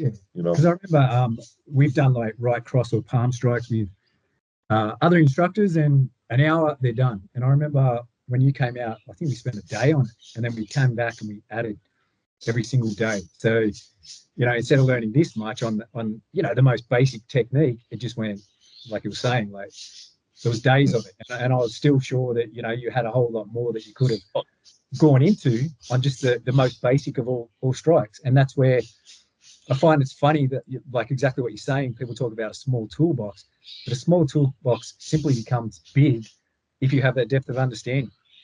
Like I'm still, my right cross, I work on that and film it and do all kinds of shit on it for like one full session a week, and it's still going up. It's still improving, I think, from day to day. Talk about tools. If we say, look at a tradesman, right, a professional tradesman, carpenter, for instance, he'll have a small amount of tools that he uses all the time. He'll have on his cool tool belt that he goes up the ladder with, and in the van he'll have slightly more specialized stuff that he doesn't need, but if he needs it, he'll go get it. And then back at home, he'll have the really specialized stuff that he'll only bring with him if he actually knows he's going to be using this particular thing on a job. If we looked at that guy, and I think this is a fairly good analogy, I'm pretty sure somewhere in your house you've got a hammer. And it'll be pretty much the same hammer that carpenter will have, right? but I bet his is worth about 4 times what you paid for yours. Yeah. Because he knows he uses it so much, he's bought the best version he can. You know, when you go shopping for tools, there's always, when you look on Amazon, there's always like, oh, I need a hammer. I'm not paying that for a hammer, you know. And you go for the cheaper option because you know how often you're going to use it. Yeah. It's going to be occasional. He uses his all day, every day. So he needs the best version of it. And I think that transfers very well to what we're doing.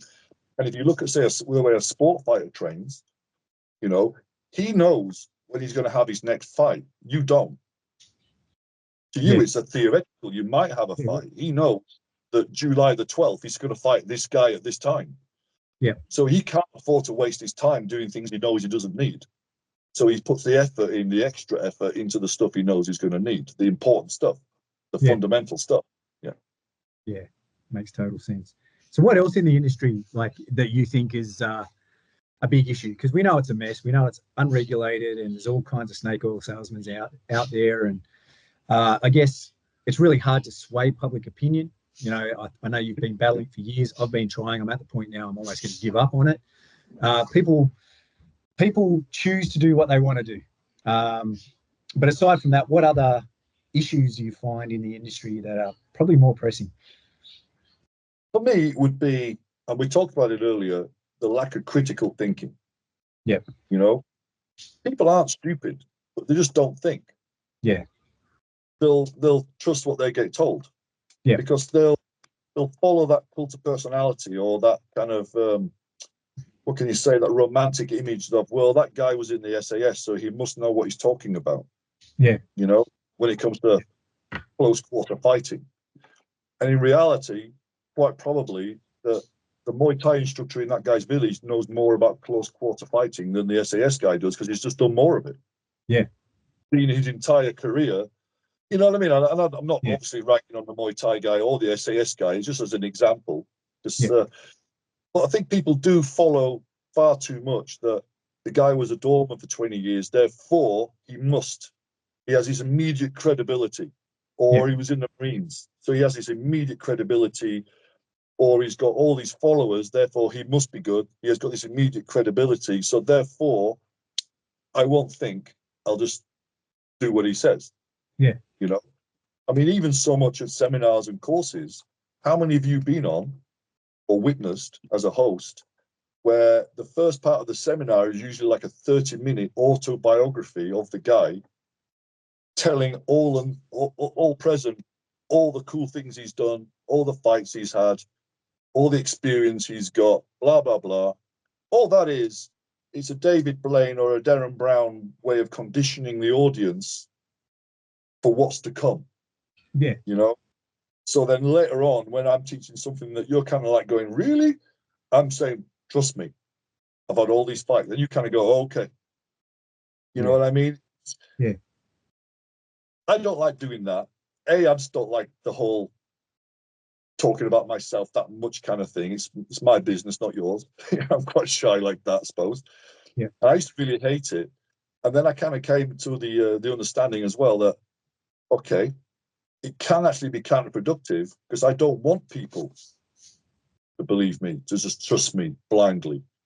Yeah. So I far prefer to say now that, you know, my intro is usually like, my name is Mick. Don't believe anything I say unless I can prove it. Yeah. Because I want that person out there, every person, to be skeptical and question. Yeah. Because otherwise I might be wrong, you know? Yeah. And also, if you question, it might make me rethink something and I add another layer of detail to it myself. And the more questions I get, then the next course, I can preempt those questions and give them a better show. I hate that whole, you know, trust me, that cult of personality. Yeah. Where people just look at someone's background far more than they look at what's in front of them. Yeah. And in reality, you know, you should be able to say, yeah, I'm a postman, you know, and I've never had a fight. If what you're showing makes absolute sense, they should be valuing the information on its own merit rather than what color hat you used to wear in an old job, you know? Yeah. I prefer that. I prefer that. I think there's far too much cult of personality. I think this industry would do amazingly well if there was a sudden dose of massive reputational amnesia, and people forgot what they were meant to think about somebody. Yeah. You know, and just considered what they saw on its own merit rather than a reputation that's been attached to it or a proxy endorsement by everybody. Everybody else says this guy's good, so he must be. Yeah. You know, yeah. I get asked all the time, well, what do you think of this instructor? And I'll say, I don't know. And they'll mean, well, everybody else says he's really good. I says, yeah, I know, but I've never trained with him. I've never talked to this guy.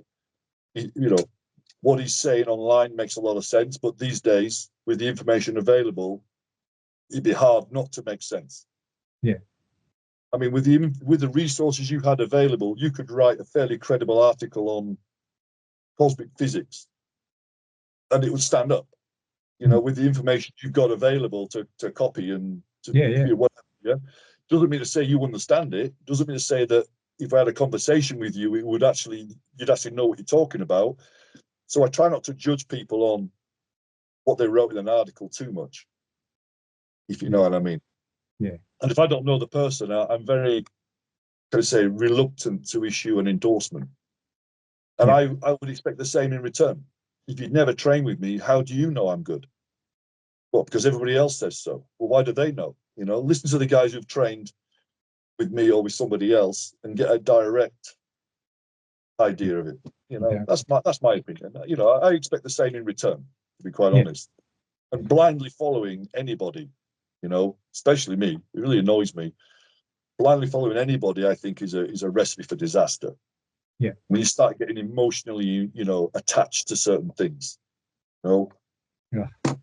Yeah. I've seen it time and time again, you know, like I had some battles online with some personalities. You know, not going to go divulge, and the evidence is there, but people don't want to believe it. Like you were saying, people need that figurehead, you know, and you just have to have a look at how, I guess, the industry is. Boxing, for example, you know, you've got that Naoya Inoue, who's the Japanese guy that's had 26 fights, 23 KOs, possibly one of the best fighters currently around, pound for pound best. His career earnings are $7 million. Then you've got Jake Paul, who's 9-1, whose career earnings for boxing are $40 million. Like, people have it backwards. They want that personality as opposed to functionality, or people that can actually perform. It's just, I think it's backwards. I don't understand it. The fight game's funny though, isn't it? In that it's a relatively, like I say, intangible product we've got. Like I say, when's the next fight you're going to have, Jeff? Don't know. You know what I mean? Most of your guys you're training won't know, if ever they have a fight. Yeah. And this is why I like the sports model, because it's about actual performance for an actual event, rather than a theoretical, this could happen and this could happen and this could happen. But because people, like I say, don't really have a frame of reference for it, unless they're in certain industries or certain trades or certain roles, you know, their frame of reference is very likely to be based on what they would like to happen, which is based on what they've seen in a movie that they liked, that captured their imagination, which is what they're designed to do, isn't it? Yeah. You know, who wants to see a real pub fight in a movie? You know, nobody. I want to see some stuff. You know what I mean? I want to see some cool moves, obviously, you know? Yeah. I'd be the worst fight choreographer ever for a movie, ever. You know what I mean? Yeah. I'd get sacked on the first day, probably. Like, so what's your intention for this one? And it'd be like, really? You know? Yeah, I wouldn't last very long at that. Yeah. But their frame of reference tends to be what they would like to happen. And they will gravitate towards people that can promise them that. Yeah. Period. You know? Yeah. And a lot of the cult of personality is based around, well, he's basically validating me. So in return, I'll validate him. And it's like a big networking. round, isn't it? Yeah. Yeah.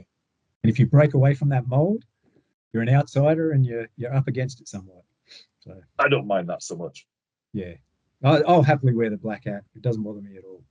I think a lot of people go on that bus because they think it's going in the direction they really want, and it's comfortable, and all their friends are on that bus, you know, and they don't want to be left standing outside in the cold. Yeah. But then I think for a lot of people, when that bus starts to slow down and they see where it's really going and it's not where they want it to be, that's when. And I get a lot of people who are instructors in other systems that come training with me. And basically, I think what it essentially is that what they wanted to do with the other system, they didn't quite get, and they come to me. That's what I feel. But I think it's quite disproportionate as well that a lot of them are instructors from other things. And the stories I hear is that they started with this intention and it wasn't really delivering it. And here they are, you know. Yeah. And maybe they go back. I don't know. I don't care. Yeah. A lot of them do go back, which is crazy. Like, yeah, and I don't understand that at all. But everybody likes to feel good. Yeah. All right. Easy. You've done some of the drills I do, and nobody feels good after those drills. They don't. No, you know, no. A lot Like of it is a reality check. A lot of it's realizing that, yeah, if you walk into traffic, the car's going to kill you. Yeah. You know, rather than if you walk this way and we slow the car down and we pad it out a little bit and we go this technique and that technique, look how cool you are now at rolling over that bonnet of that car, you know, over the hood of the car. Yeah. Whereas my drills tend to be, yeah, don't do that, you get killed. Yeah. You know? And some people really gravitate towards that. They love the reality check. Because now, once you know your limitations, you really know what your capabilities are. They're not just an idea, and not a dream, are they? But if you never really know your limitations, how on earth you know what your capabilities really are? Yeah. So sometimes it's better to know, yeah, that's not going to work. So with that in mind, what will? Yeah. You know, as humans, we realized our limitations really early on, didn't we, as a species? We knew we couldn't fly. So we kind of stopped the whole flapping our arms and throwing ourselves off a cliff stuff, accepted our limitations, and then built aeroplanes. Yeah. You know, did a workaround.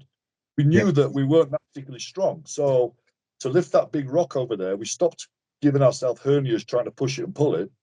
We invented machines to do it for us. Yeah. So understanding your limitations is so powerful. Unfortunately, I think not enough people like the uncomfortable nature of that. Yeah. You know what I mean? And they'd rather live in I'd say deluded is a strong word, but they'd rather live in a denial state where in training we can make things work that would never work for real because we artificially control the circumstances. We control the amount of force that's being used. We control the amount of distance we have, the amount of time you have to do something. You can prepare somebody in advance for what they have to do. Yeah. And this all adds an artificial level of competence, doesn't it? That unfortunately will not be present when you step out the door. No, that's it. I'd rather work on that. Rather than lowering your level of reality to match the level you're willing to train at, reality won't lower for anybody. It is what it is. I'd rather raise the level of training to match reality. Makes total sense. Yeah. That's my model. Word that you said as well that sort of sticks out, and we're up to sort of like the viewer, the questions that people wrote in was limitation. Like I know myself, for example, turning 50 this year and banged up, you know, like I've got injury after injury, but still rolling, you know, I'll still have a go. Some of the questions were about training and longevity. So how do you continue to train as you get older? What kind of things you're doing and all that kind of. There was about 4 or 5 questions that people wrote in about that. So yeah, I would say first off, don't train the way I trained when I was young. That'll help you.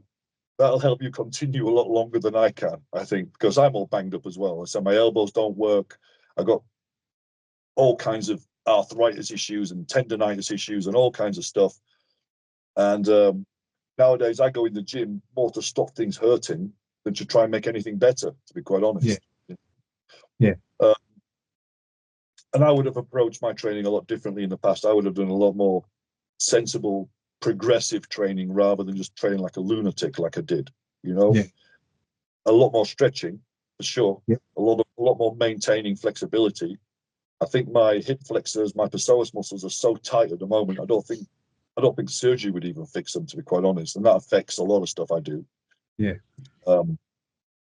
I think the military stuff didn't help in a lot of ways. I don't think you speak to anybody who's been in the military and did the stuff I did who hasn't got wrecked knees and wrecked shoulders and things like that. That's just part of it, to be quite honest. Yeah. But it gives you some cool stories to tell over a few beers, though. That's all I'll say. You know? Yeah, that's it. But the other thing is too that I've noticed, as a lot of instructors get older, their focus, their shift changes. So they, as you were talking about lowering the bar, they sit there and go, okay, I can't do all that hard stuff anymore. So what I'll do is I'll say, soft skills are it. Forget about the hard skills, and they'll just, push them aside and just make their focus on the soft skills because it's easier, and I think you're doing your students an injustice by doing that because, we need to maintain that physicality for as long as we can, and that's not going to change. If I'm 70, probably not going to live that long, but if I'm 70 walking down the street and something happens, I still got to deal with it the same way. And sure, my body won't be able to do it, but, that is a very good point. And, there are obviously going to be points where physically the machine just isn't there anymore. Yeah. You know what I mean? Can't expect, in a lot of ways, say, an 80-year-old lady without a history of heavy training to be able to generate enough force, say, with a palm strike to stop a 105-kilo guy. You know what I mean? I think at some point we've got to kind of go, okay. But before that, though, I'm 56 next month. I could probably still stop somebody with a palm strike, I think, or any kind of strike. So I think the physicality stuff, it can't just be dismissed because you can't be bothered doing it anymore. That's the thing. Yeah. When physically you are unable, or you become infirm or frail for whatever reason, okay, I get that. When physically there is a limitation now, but when it's just because you can't be bothered training that way anymore, and it's just a personal thing. Like I say, I'm 56. I'm older than a lot of the guys. I think I know who you're talking about, who have just basically sidelined the whole thing now, and it's all about the soft skills stuff. All right, I get that. But for people who still are active and able, it should still feature quite prominently. I mean, one of the first things to think about, though, and it's a bit of a contradiction in my opinion, is these same people will teach that victim profiling from a criminal, from a would-be violent criminal like a mugger or somebody, will heavily focus upon people that they perceive to be less able. Heavily on it. There's a reason why little old ladies get mugged a lot more than NFL linebackers, isn't there? Yeah. Because they meet the profiling standards of the mugger. And then the NFL linebacker, he's wearing a watch that's worth $1 million, but nobody wants to take that off him. And yet that little old lady's only got $20 in her purse, but they want that. You know what I mean? Yeah. So realistically, they'll go for risk versus reward. And straight away, you can never really say that, as you get older, you don't need it. Because in reality, you probably need it more because you're more likely to get profiled and attacked. But then, as I mentioned before, there is always going to be that balance that physically you are less able. Yeah. So I would never downplay the soft skill stuff. I got entire courses that are completely non-kinetic, and it's all about the awareness, the alertness, the avoidance, the assessments, that sort of stuff. But ultimately, if you are still physically viable, and you should be, I think, you shouldn't. You should never give up that kind of physical stuff, the health stuff. I mean, there's 5 classic components for fitness, isn't there? Yeah. You've got cardiovascular capacity, you've got muscular strength, muscular endurance, flexibility, body composition. Yeah. And really, it's a holistic thing. Yeah. I read recently that there's a study that longevity is directly related to leg strength. That people who lose leg strength early are far more likely to not live as long. Yeah. And that can be simple down to things like they don't get out and about as much and meet people. Mm. Or it can be that they're more prone to falls. Yeah. Falls have catastrophic impact upon older people, don't they? Yeah. And after a person after a certain age breaks, say, a hip, then their life expectancy shortens dramatically. Yeah, things like that. Most of them die within a year. that's bad news, isn't it? If you think about that, and if that's just related to the fact that you maintained a bit more muscle mass in your legs, yeah. And Yeah. if you are a pensioner, you're more likely to be targeted if you are obviously infirm than if you're not and you're quite still physically active and sprightly. Yeah. Because those guys there will just pick the easiest target. So the idea is not to be, not to run faster than the bear, just run faster than the other guy. Yeah. Yeah. Yeah. And there's certain things I think that you should always be able to do, such as sprint 20 meters. Because even if as a senior you've got a grandchild or something that you're babysitting and they walk out to traffic, like what good are you if you can't run out there and grab them? There's certain things that you should always sort of consider, I think. And It just gets harder when you get older. It just gets harder when you get older. When I was younger, I could be mortally drunk one night and in the morning we're up running. Nowadays, if I go out for a few beers, it takes me 4 days to recover from that. Yeah, I could train at one point. I could train 3 times a day if I wanted to, and I had something coming up. I would. In my 20s, it would almost be like a bruise would disappear within the day, kind of thing. My immune system was so good. But nowadays, if I sneeze wrong, I'm in the wrong position. That's me out of action for a day now.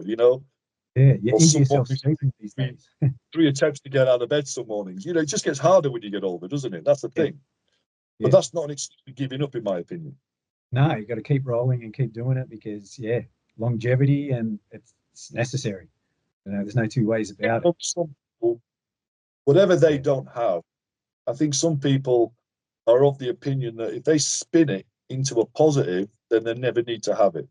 It's always, the people that always used to say in the martial arts, wasn't it, that you're not about how big and strong you are. It's funny, isn't it, how they were always the small and weak people that said that. Yeah. I never met a big strong person saying that. I never met a big strong person say, I wish I was, weaker and smaller so I could be better at fighting. I never met a guy who said that. So it's always that. I think there's always a certain type of person that will spin their own personal deficit into being some sort of positive. They'll put a bit of spin on it. Yeah. Have to stay relevant. All right. So a couple other questions. I'll sort of put these two together. There was one about controlling fear before a fight, and also there was something about how to get rid of intrusive thoughts of violence and fighting with people. I guess. Well, the first one, controlling fear about anything, I think, will really boil down to exposure. Exposure. I mean, sometimes when you realize what's going to happen, because I suppose it can make things worse, it's good to be blissfully ignorant sometimes, isn't it? I suppose. And you still get professional boxers throwing up in the changing room before they go into the bout. But that's more of a physiological thing, I think. It's their body jettisoning things that they don't need, that sort of stuff. But fear, controlling fear, it tends to be of the unknown, with exposure, and you start to get more understanding of it, you can step back a bit further from it and see it for what it really is. And establishing those precedents that, you know what, I felt really bad, but I didn't die. Why do people back up in training sometimes? Because they feel funny. And it's like, well, that's your body now reaping the reward of the training you're doing. You're putting yourself in a position where you're forced an adaptation. If you don't feel funny, as you describe it, then you're working within your limitations and nothing's going to change. So a lot of that understanding and that precedent of, I felt funny, but I was okay. I didn't die. So maybe I'll increase the reps or the weight or whatever next time. And that's where adaptation comes in. That's where people get better, isn't it? So exposure, I think, exposure to sparring. I've been hit in the face. It wasn't that bad. It wasn't as bad as I thought it was going to be, So I do a lot of physical stuff in the training where there's a lot of physical contact. People get, we initiate drills, don't we, with your eyes closed, and you get a heavy shove or something like that, even, into something, whatever. So you kind of get in that immunization against physical contact. And after a while, it doesn't become the big deal it was to start with, So exposure is a big thing for fear, in my opinion, yeah, you get desensitized. And yeah, I remember like yeah, we're talking 20 years ago. I'd sign on for a fight for 6 weeks training camp. I'm nervous the whole time. Sit there, have the fight, and afterwards, like as soon as it's over, is that it? You know that, but it was hard to change that. But I always felt like that, Yeah. you know, sense of, I guess, that fear dropped off and relief. You've done the live drills that I have. It's not the most exciting name, is it really, to be honest? But not my name's out. But you know, the live force on force drills, and I would say I would put that up there confidently as being the most intense force on force anywhere on the planet. I would quite happily say that. You know, Yeah, and anybody looking at it externally might think otherwise, but you got to do it, and then everybody has the same opinion. You know, yeah, professional fighters even that do it, and they're like, that's unlike any sparring I ever did. You know what I yeah, mean? Because we make it such a frantic affair with the time constraint and things like that. Yeah. yeah, But one of the strategies, as you know, the overall joking strategy we have of constant offensive pressure, we always call it GLF. You know, go like fuck. yeah, So the joke we used to have about that live drill is everybody has an idea of what they're going to do before they go in it. You yeah, know, I even get, you know, comments, well, why don't they just sidestep and kick to the knee and things like that? And it's like, well, you've got an idea of what you think you're going to do. And then after the drill, we used to call it the what the fuck drill, because that's the look everybody has on their face when we pull the helmet off the first time, yeah, yeah, you know? Yeah. yeah. And And yeah. it's But then good to, I build it up as well. I deliberately make it this kind of bogeyman kind of affair all through the first few days of that course. So yeah, everybody's dreading it. And the anticlimax is palpable, isn't it? It's mm, you've had 3 times 5 second exposures. That was all, yeah, you know. And then the next day's better, the next day's better, you know. But yeah, it is what it is. But exposure is the key for dealing with that anxiety, I suppose, and that fear, you know. yeah, It's being exposed to it, just like a vaccination. You get a small dose of it, you develop some resistance to it, and on you go, you know. yeah. The other question, though, that's a strange one for me. I'm Yeah. thinking, what was it? Intrusive thoughts of violence. Is that it, it almost seems like the way it's written is that this person's maybe sitting at home thinking, I want to go out and commit acts of violence and fight other people. I don't have a Well, full understanding or comprehension of what they want to know, but yeah, intrusive yeah, thoughts, that's yeah.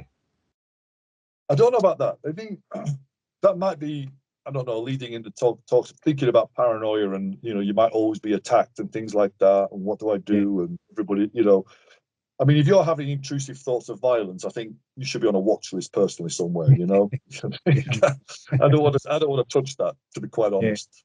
Yeah. But It's a hard one to if it's, and I have had people that do, you know, they're overly concerned about violent incidents and things like that. They're very worried because everybody tells you that violence is going up and that, you know, you're going to be attacked and you're going to be a victim, and there's crime is on the rise and things like that. yeah. I mean, there's an old kind of truism that the perception of crime is worse than the Yeah. Actually, reality of it. yeah. Yeah. Yeah. Um, I mean, if you listen to the media say about the UK, we've got so many armed gangs and knives and things like that that everybody's cowed into submission and hiding behind the sofa all the time. And it's like, well, I'm not being funny, but you go to any major town, everybody's out. Yeah. So 70 million people didn't get that memo, you Yeah. know? Yeah. Yeah. So you've got to be very careful, I think, about turning caution into paranoia, Yeah. I think. And if Yeah. you're always thinking, I mean, there used to be a big movement over here back in the days of forums before social media, and certain individuals would be pushing this idea of the, dare I say, the tactical lifestyle. And that Yeah. was literally the term that they used, the tactical lifestyle. And it was all about being ready all Yeah. the time, Yeah. always having a med kit with you, always having a weapon at hand, you know, never with your back to the door anywhere, you know. And it was just, I don't know. I don't know. I mean, maybe if you're living in like Mexico City and the cartels have taken a hit out on you, maybe Yeah. there's grounds for that. Other than that, you know, tactical. Well, I've worked in tactical environments in a tactical role, and we get tactical pay packet to go with it. Yeah. And then, you know, things change a little bit. but at home all the time. Yeah, it's nowhere to live. It's nowhere to live. I mean, the stuff we're doing, it should be a lifestyle enhancement, not a restriction, in my opinion. You know, I mean, and if you look at it again, we're talking literal stuff, like never let a person be behind you. How on earth do you walk around the town then? What you do you kind of like hug the wall everywhere you go? That's ridiculous. Have you never been to a cinema or watch a movie? Have you never been on an aeroplane or a train? There's people sat behind you, strangers, you know. Or, you know, never sit with your back to the door in a restaurant. I'm not being funny, but really, what restaurant is this?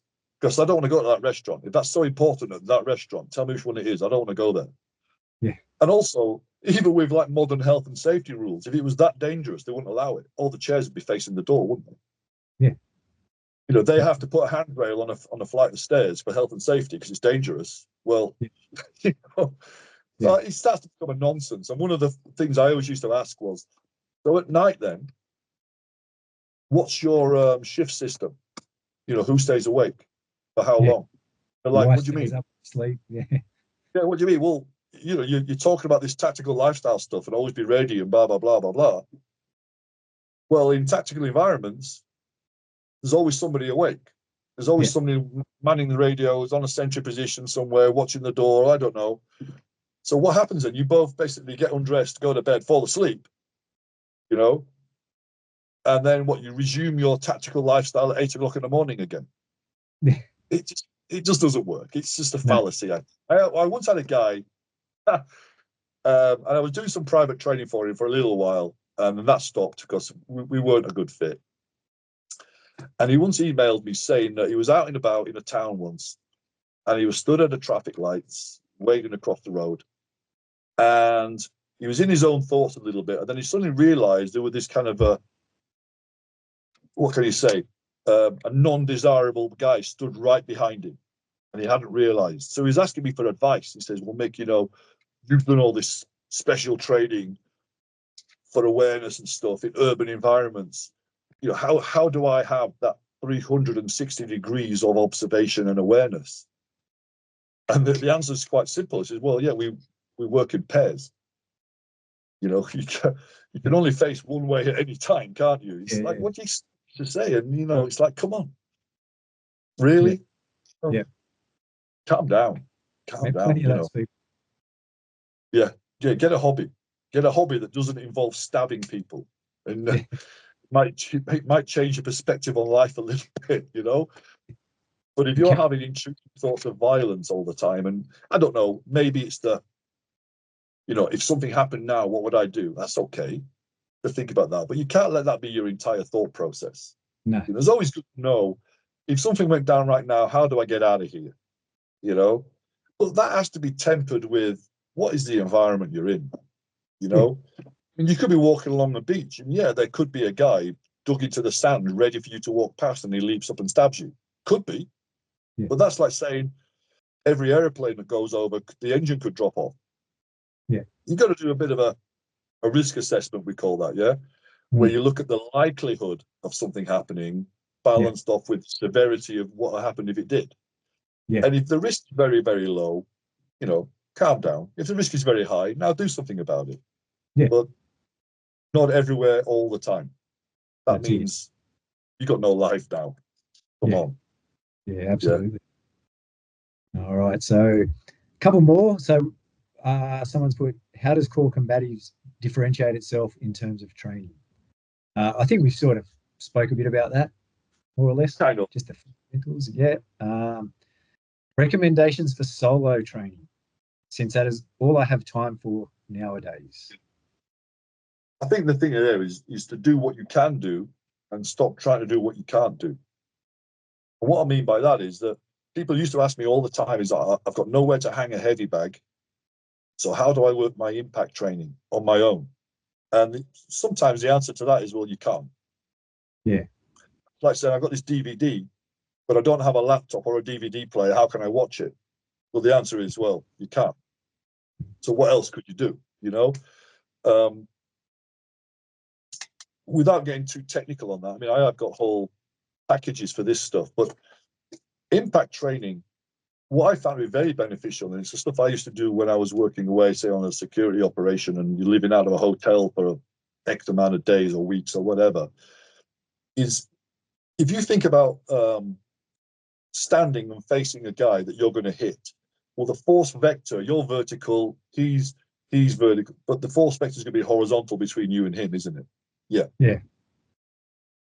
If you then go into, say, a push-up position on the floor with gravity, etc., you're now horizontal and the force vector is vertical. It's the equivalent of you standing. So it's basically perpendicular to your body. You follow me so far? Yeah. Yeah.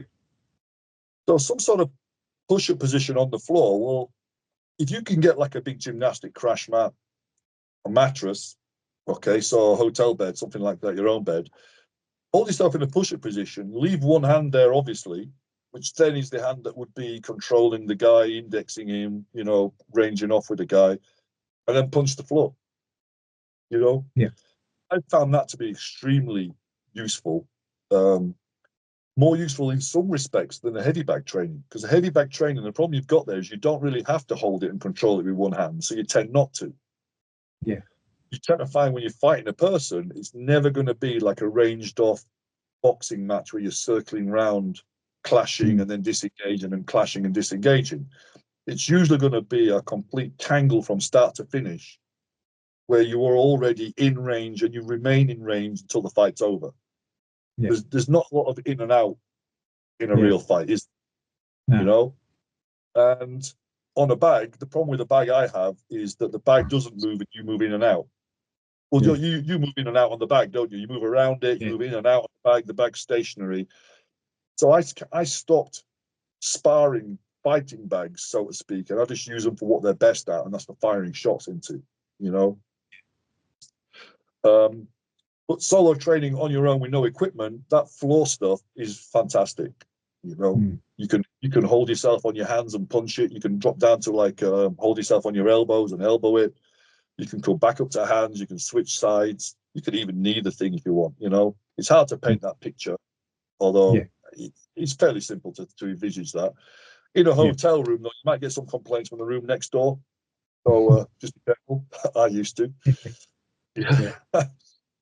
Solo training, though, I mean, let's say if you can't do that impact stuff, if you've literally got nothing, I mean, on the floor, you could put a kicking shield on the floor and punch it. You know, that you could do that. But if you can't, my advice is stop trying to invent kind of crazy methods of stuff that's just it's just not effective. All right. Focus on what you can do really well, which would be then the strength and conditioning stuff. Get crazy fit, get crazy strong, get crazy mobile. So then when you do get to train with people and equipment and stuff, you've got a far better platform to work from. So you make more of it. That's my advice all the time. Don't neglect the fitness stuff. It's like if you got an injury, people stop training altogether. You know, it's like, well, why? Oh, yeah, I'm waiting for my knee to get better. So what's your grip like? You know what I mean? You know, how many push-ups can you do? That sort of stuff. What can you work on? You know, stop thinking about what you can't do and start thinking about what you can do. That would be the main thing. I did my knee a few years ago, and I remember sitting in front of the bag and just hitting it. And the core workout I got with that is like far greater than a lot of things I've ever done. You know, it's just about working around it and finding a way. Just keep on trucking. You probably also, without delving into science too much, improve your recovery by doing other types of training, because your body responds to that by producing all the good stuff, which then will go into the bad area of your body as well. You improve recovery by improving blood flow and things like that just by training. But if you just go completely sedentary and don't do anything, your recovery will probably take longer. So there's a new the new protocol now is not the rest, ice, compression, elevation stuff, because you know Dr. Merkin, who came up with that himself, says that that's wrong. That's not what we should do. And the new protocol would be what they call ARITA, which is active rest is the answer. So keep the thing moving, you know, keep moving. But that's on recovery and things like that. But other than that, if you can't hit stuff, you can't grapple with people, there's only so much you can do to simulate that, fine. you could at least work slow, shadow boxing type stuff. So you're still getting the same neural connections to the various parts of your body. You're building those myelinated motorways within the neural system, aren't you? But Yeah. work on the conditioning, work on your fitness, work on your flexibility, your mobility, your strength, your muscular endurance, so that when you do get a chance to train properly on bags, pads, partners, grappling, etc., you've got more to work with and you'll get more from it. Yeah. So all the health and skill components. Fitter and stronger people get more from training than unfitter and weaker people. Simple as that. Yeah. Yeah. Just work on your athleticism. Anything to. Absolutely. Absolutely. And that's free. Yeah. And as far as equipment's concerned, most people have got a floor. Most people. Yeah. Even the really poor ones got a floor. Yeah. Yeah. Yeah. Next one is, how has your knife training evolved over the years? Knife defense training. Well, I think I've gone through the same phases that most people go through. You know, initially there's the idea that the knife is not the problem, the person's a problem. So shall we focus on switching off the person at the mains and things like that? That tends to work with unarmed stuff a lot better, because obviously the damage capacity they have on you is a lot less. We can all take shots to the head than we can stabs to the lungs, you know what I mean? So, and people just don't hit that hard, not in a live environment anyway. You know, as you know yourself, as hard as you can kick a bag when you control the time, and as hard as you can punch a pad as when you control the time, when you don't control the time anymore, and the other person does it and you're responding to a spontaneous scenario, the power's halved, isn't it? If that, you know? Yeah. So that kind of leads you as well, is like, what are my chances of immediately incapacitating somebody? Yeah. You know, and I think we've all played with that idea of, wouldn't it just be easier to just knock the guy out, you know? And then it kind of gets to the point where it would if we could, you know? And I think I've evolved along the same way as most other people, that it's got to be more about now, you've got to gain control of that weapon. I think, you know, that's a big thing. But keeping the original thought in mind, though, there still has to be an end game. And I think a lot of systems out there that have a knife defense element to it, I think they can be a little bit anorexic on that bit. You know, okay, so now I have got the weapon, I have got that limb, I have got the guy under control. How do I finish it? Because any hold, as we know, somebody will eventually escape from it. Eventually, you know, look at trying to hold down a BJJ guy. You might think, I've got you, no, I haven't. How'd you get out of that? You know, and they always wriggle out of it. And, you know, some of the wriggliest little guys, like these little skinny drug addicts that you're trying to restrain sometimes. You know, they're amazingly wriggly and they'll slip out of all kinds of holds, you know. And if that guy's got a knife in his hand, then you're back to square one again, aren't you? Yeah. And I think what a lot of people, I don't know, I don't think it gets as much thought. And I think I'll talk about this in a minute, is the training methods, is what's the end game? How do I actually incapacitate this guy, or am I just holding him for assistance? So if you're working in a team, I have to hold you long enough for my guy to turn up. Yeah. And he deals with you, you know, or helps me deal with you. And that's maybe the final solution for you then, you know. But I think the training modalities, though, don't lend themselves to this. And the way I kind of counter it is I allow, in my force on force with knives, it's pretty much like the live drill. People get hit in the head, which is, it's a contentious thing. You know, you can't do too much of that, but you can't also not do any of that. Because then, how do you solve it? How do you solve the problem? You know what I mean?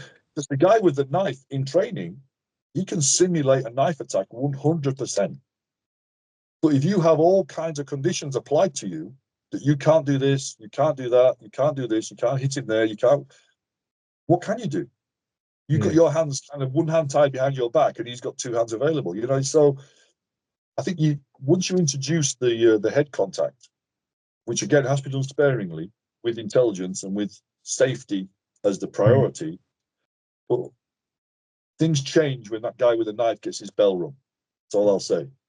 Yeah. You know, And I think that's what differentiates my program to a lot of people's programs. Also, I work on a non-linear model where I don't just have a set sequence of events. You've seen it in other systems where, unarmed, for instance, it will be cover, crash, clinch.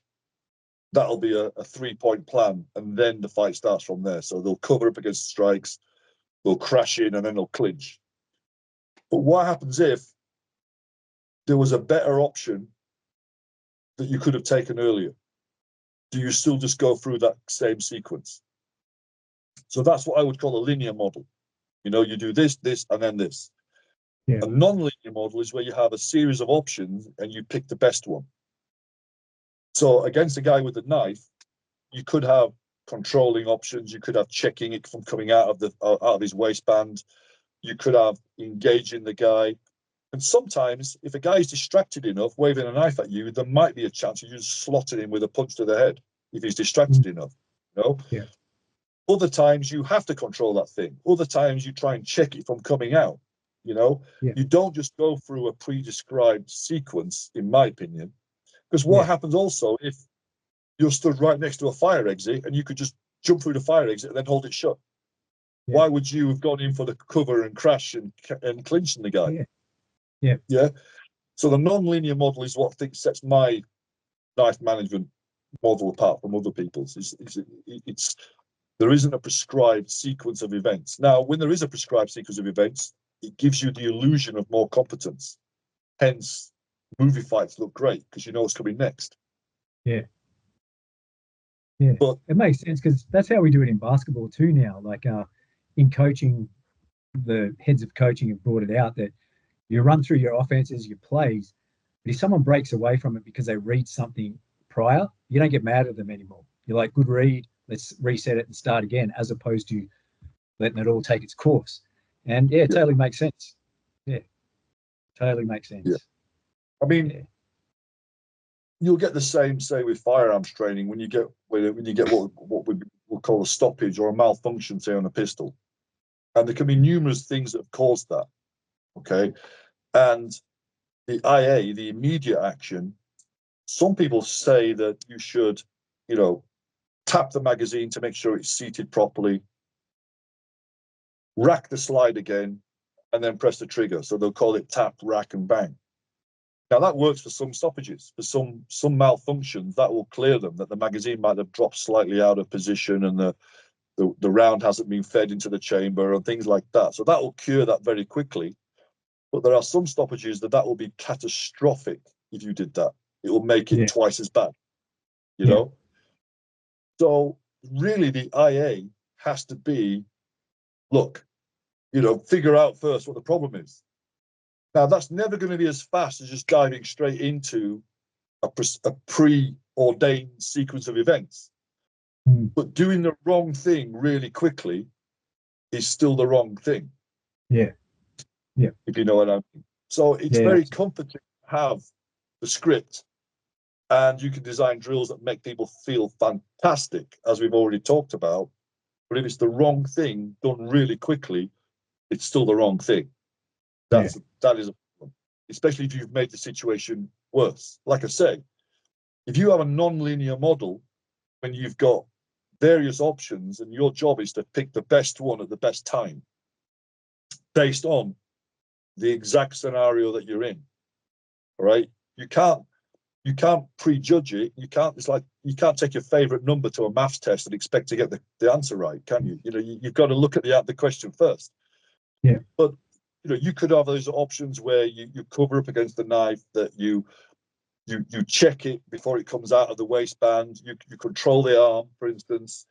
You have an option where you can engage the person. You might have an option where you exit, you escape. Now, if you just have this, we do this, this, and this, what happens if there was a better option? Like I say, if you stood right next to a fire escape, a door, guy pulls a knife on you, why do you feel the need to go in and get stabbed? Because you're going to get stabbed probably. You know, it's very likely you're going to get some damage off that thing. It's the hardest scenario in the world to deal with. But more people get stabbed and live than get stabbed and die. So it doesn't mean say you're going to die straight away if you get stabbed. You know, you still got options.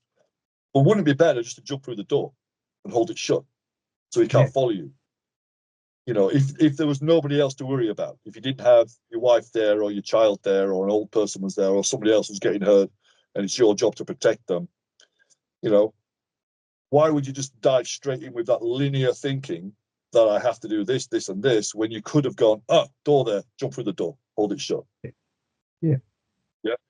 If that guy is waving a knife at you, but then he sees somebody else like the corner of his eye and turns his head, and you've got the option to punch him as hard as you can in the head, why not do that? Yeah. Why instead, before I do that, I have to grab the arm and blah, blah, blah. You had the option to go straight for that engage option. So that's the non-linear model where you just pick the best option. That's what I've evolved into. Yeah. From going usual, you know, can we just punch him? No. Got to grab the arm. Okay, let's grab the arm. But what about if we could just punch him? So then we've opened it up again. And yes, yeah. There isn't really a script for this, is there? No. But it's like with the phrases and the conversation. We've got to be able to have a conversation with this guy, not just follow a set speech. Yeah. Yeah. Yeah. You take what's given. Yeah. Yeah. What else you got? So I think there's one more, which is, should martial arts be treated as cults? A young guy named Matt McLeod, I think, asked that one. Yeah. I would say yes, if they are. Yeah. And that, you know, cults, we talked about it earlier, it always revolves around a personality, doesn't it? Yeah. That's a thing, you know. And one of the great things about being in this business for a long time, which I have, you know, I mean, I could say, hey, I started training when I was 9. Well, technically I did, but I guarantee you I wasn't doing anything worthwhile when I was 9 years old. All right. It's like a cheap crash for your parents, isn't it, when you're 9, to be quite honest. I've seen guys that though. Yeah, I've trained since I was 9. What, really? What, like street defense, you know? Or were you playing Taekwondo Power Ranger games in the dojo, running around at 9 years old? Come on. You know? So I could say I started when I was 9, but you know what? I started in my teens thinking about this more seriously, you know, went through the usual kind of door work into the military, private sector, all that kind of stuff. So I've been around for a while. And the great thing about that is you do get a bit of an idea about personalities. You see them come and go, and you see people reinventing themselves quite a lot. Yeah. You see heroes, you know, and sometimes you get to meet your heroes and you realize, because I remember the days before YouTube when really it was all about the martial arts magazines. Yeah. And the photo sequences in the magazines. They were the window to the world, weren't they? The magazines, you know? Yeah. Yeah. You never really got to see people moving, did you? No. But you'd hear all these stories about this guy trains in Navy SEALs and this guy does this and this guy does that. And you think, wow. Yeah. And then you see them moving and you think, okay, it's that, is it? Yeah.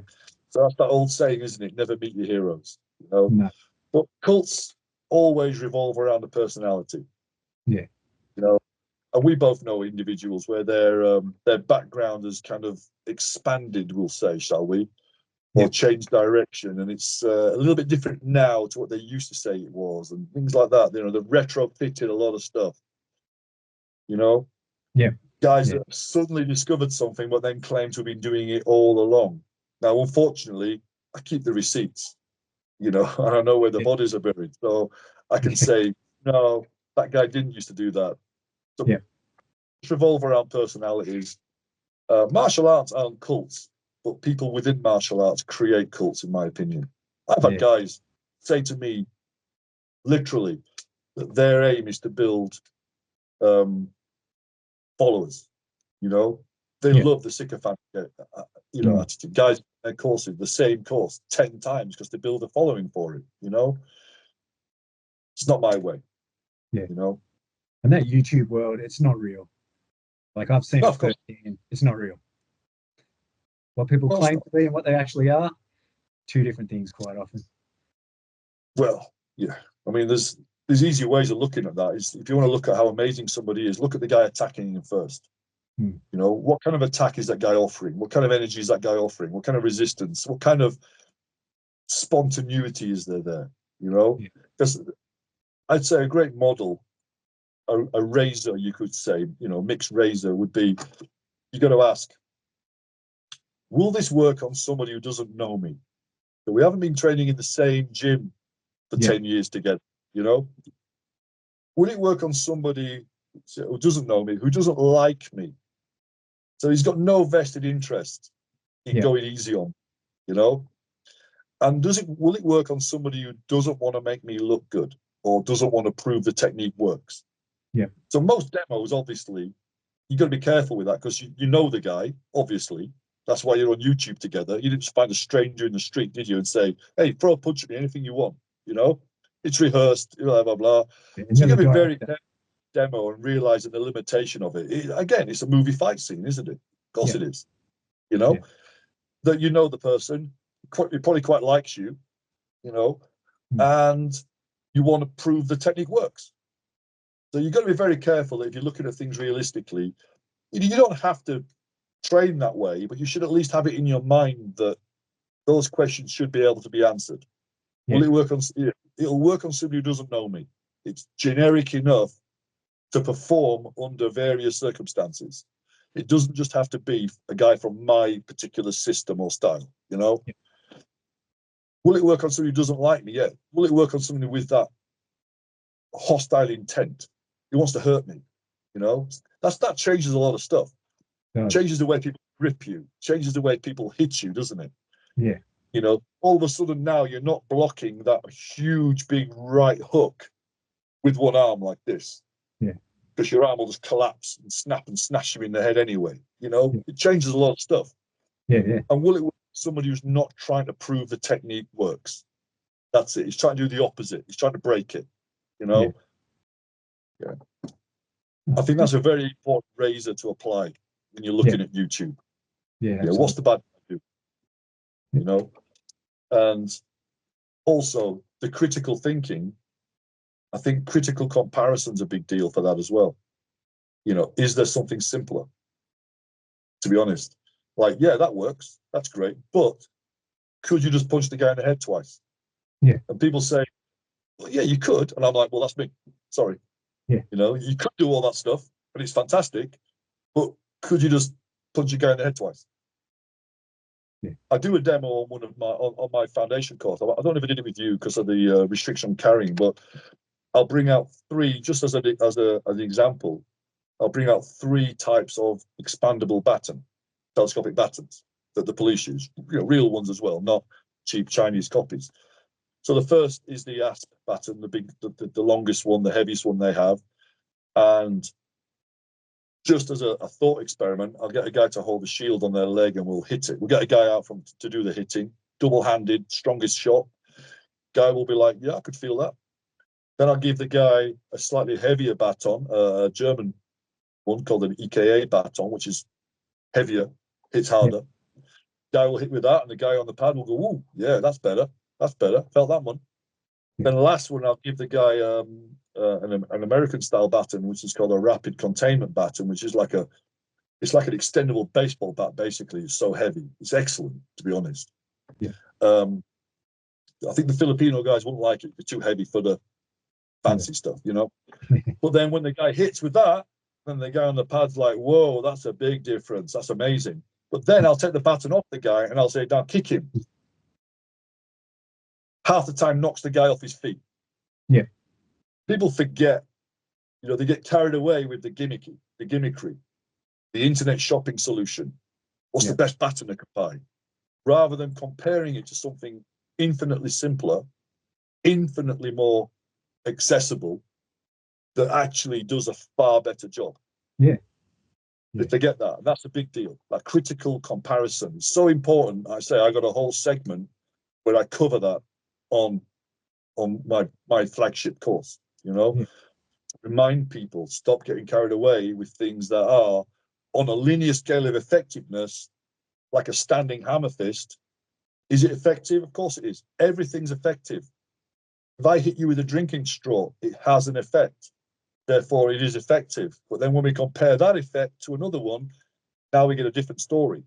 So you can't just say it's effective, because of course it is. It's force applied to a human body. It's effective. But the hardest possible standing hammer strike like that, the hardest possible one would be the equivalent of a fairly mediocre right cross. Yeah. On a scale of effectiveness. Yeah. So are you Yep. picking things because you like them, or are you picking things because they're the best option? And the core combatives thing is to always go for what's the best option. Yeah. No favorites, you know? Yeah. Maximum Same impact, for, minimal effort. yeah, same for people and stuff like that, like the cult stuff, you know? Yeah. Why are you following that guy? Do you like him, or is what he says, does it what he say make the most sense? Mm. And a lot of the time it's the first one. Yeah. You know, become emotionally invested in people because they're telling you all the things you want to hear. Yeah. Why do cults work? Because the people who run the cults tell a certain type of person what they want to hear. Yeah. And in return, they get obedience. Mm. You know, and it goes around and around, doesn't it? That's how a cult works, isn't it? Yeah. So I think the certain type of people is a fairly important phrase in there. You know, not everybody is susceptible to cults. Yeah. True. Yeah. Mm. Yeah, I think that pretty much covers anything, unless there's anything that you want to add to it. Good. But yeah, thanks for your time and expertise and all of that. And yeah, hopefully it'll be interesting to those who, for me, there's no reason why people shouldn't tune in, but there's no demos or. We'll wait for the hate to come in, mate. All right. Yeah. where I was obviously wrong about everything because. Yeah. Or my favorite comment would be, yeah, it was too long. I didn't listen to it, but he's wrong. Yeah. Those are my favorite ones. Yeah. I like that the most. Yeah. Too long, didn't read, but here's where you're wrong. Okay, gotcha. Yeah. I like it. But critical thinking would, honestly, people talk about. I've been accused of not being open-minded by people who obviously don't understand what open-mindedness means. Open-minded means that you're willing to consider everything, but you're not willing to accept everything. Yeah, and I will consider everything. And how do I draw the opinion that something doesn't work? Well, I've considered it. It was not a blanket statement. I don't like it, therefore, no, I'll look at everything. Yeah. And I've probably been in the business longer than a lot of these people, and I've probably tried a lot more stuff. And all the new things that they think they're doing, we probably tried that 20, 30 years ago and found out it just didn't work great. Yeah. When they invent these new things like, well, we spin people around so they're dizzy and then they go on the pads. It's like, yeah, we were doing that at barbecues 30 years ago. Yeah. You know, for fun. And then we discovered for fighting, it doesn't really work that well because logistically it takes too long to go through 30 people and do that. Yeah. And also, kind of dizziness you get doesn't equate to anything in a fight. No. So, yeah, we've all tried that, but people think that's new. Yeah. Or, yeah, we've used marker pens with white T-shirts to show the knife defense. Yeah, we've done that. That's old. That's old. Yeah. And also, it doesn't prove anything other than the tip might have briefly touched you somewhere on that T-shirt. And if you're wearing a jacket and that was a real knife, there'd be no cut there, but you got touched. Yeah. So, yeah, we tried it. Didn't work. It's nothing new. Yeah. And there's always people, suggestions. I had a guy come up, he did one session with me and he's like, this knife defense, he goes, this is what I do. I put my hands like this and I do an oblique kick simultaneously. And I'm like, just go. Just leave. Got no time for you and your nonsense. Oh, I prefer show me. Show me that one. You know, like the 2-on-1 stuff. I grab one guy and use him like a shield. It's like, okay, show me that. And then you put two guys in the ring with him with boxing gloves on, and the guy gets his head punched in. Yeah. Because it works when the guy doesn't really want to punch your head in. Or the guy lying on his back doing the stamping kicks to your knee as you're trying to approach and he keeps you away. And in reality, the guy just knocks your legs out of the way and then jumps all over you. Yeah. You know? But you could easily prove it. You could easily prove it, but people don't. That's my biggest frustration. Yeah. If you do show them, it's like Winston Churchill. There's a quote by Winston Churchill where it's like, occasionally a man will stumble across the truth. More often than not, he stands up, dusts himself off, and carries on as if nothing had happened. Yeah. You know, you get that quite a lot. I'll prove things beyond a shadow of a doubt. the telegraphic issue, the non-telegraphic issue. Prove it beyond a shadow of a doubt. No, people want it to be true. Yeah. So you're fighting against that cognitive dissonance, aren't you? They want a certain thing to be true. You present evidence to the contrary, which then causes some sort of imbalance in their thinking process, so then they ignore it. You know, fine by me, fine by me. You know, it's their loss. Well, what can you say? We're just not a good fit. That's probably the better way to say it. We're not a good fit. You know. Yeah. Once again, thank you for your time and everything, and really appreciate it. And we'll put it out there, and sit back and read these comments. Let's hopefully I'll get to come out and see you again this year, mate. Yep, definitely. We'll do what we can. We've got another 6 months on our lease, which means we've got to the end of the year. So fantastic. They're developing our place. This training centre you've got, as long as you're not going to drop out of the ceiling on top of me or anything like that. I've heard that's quite a problem.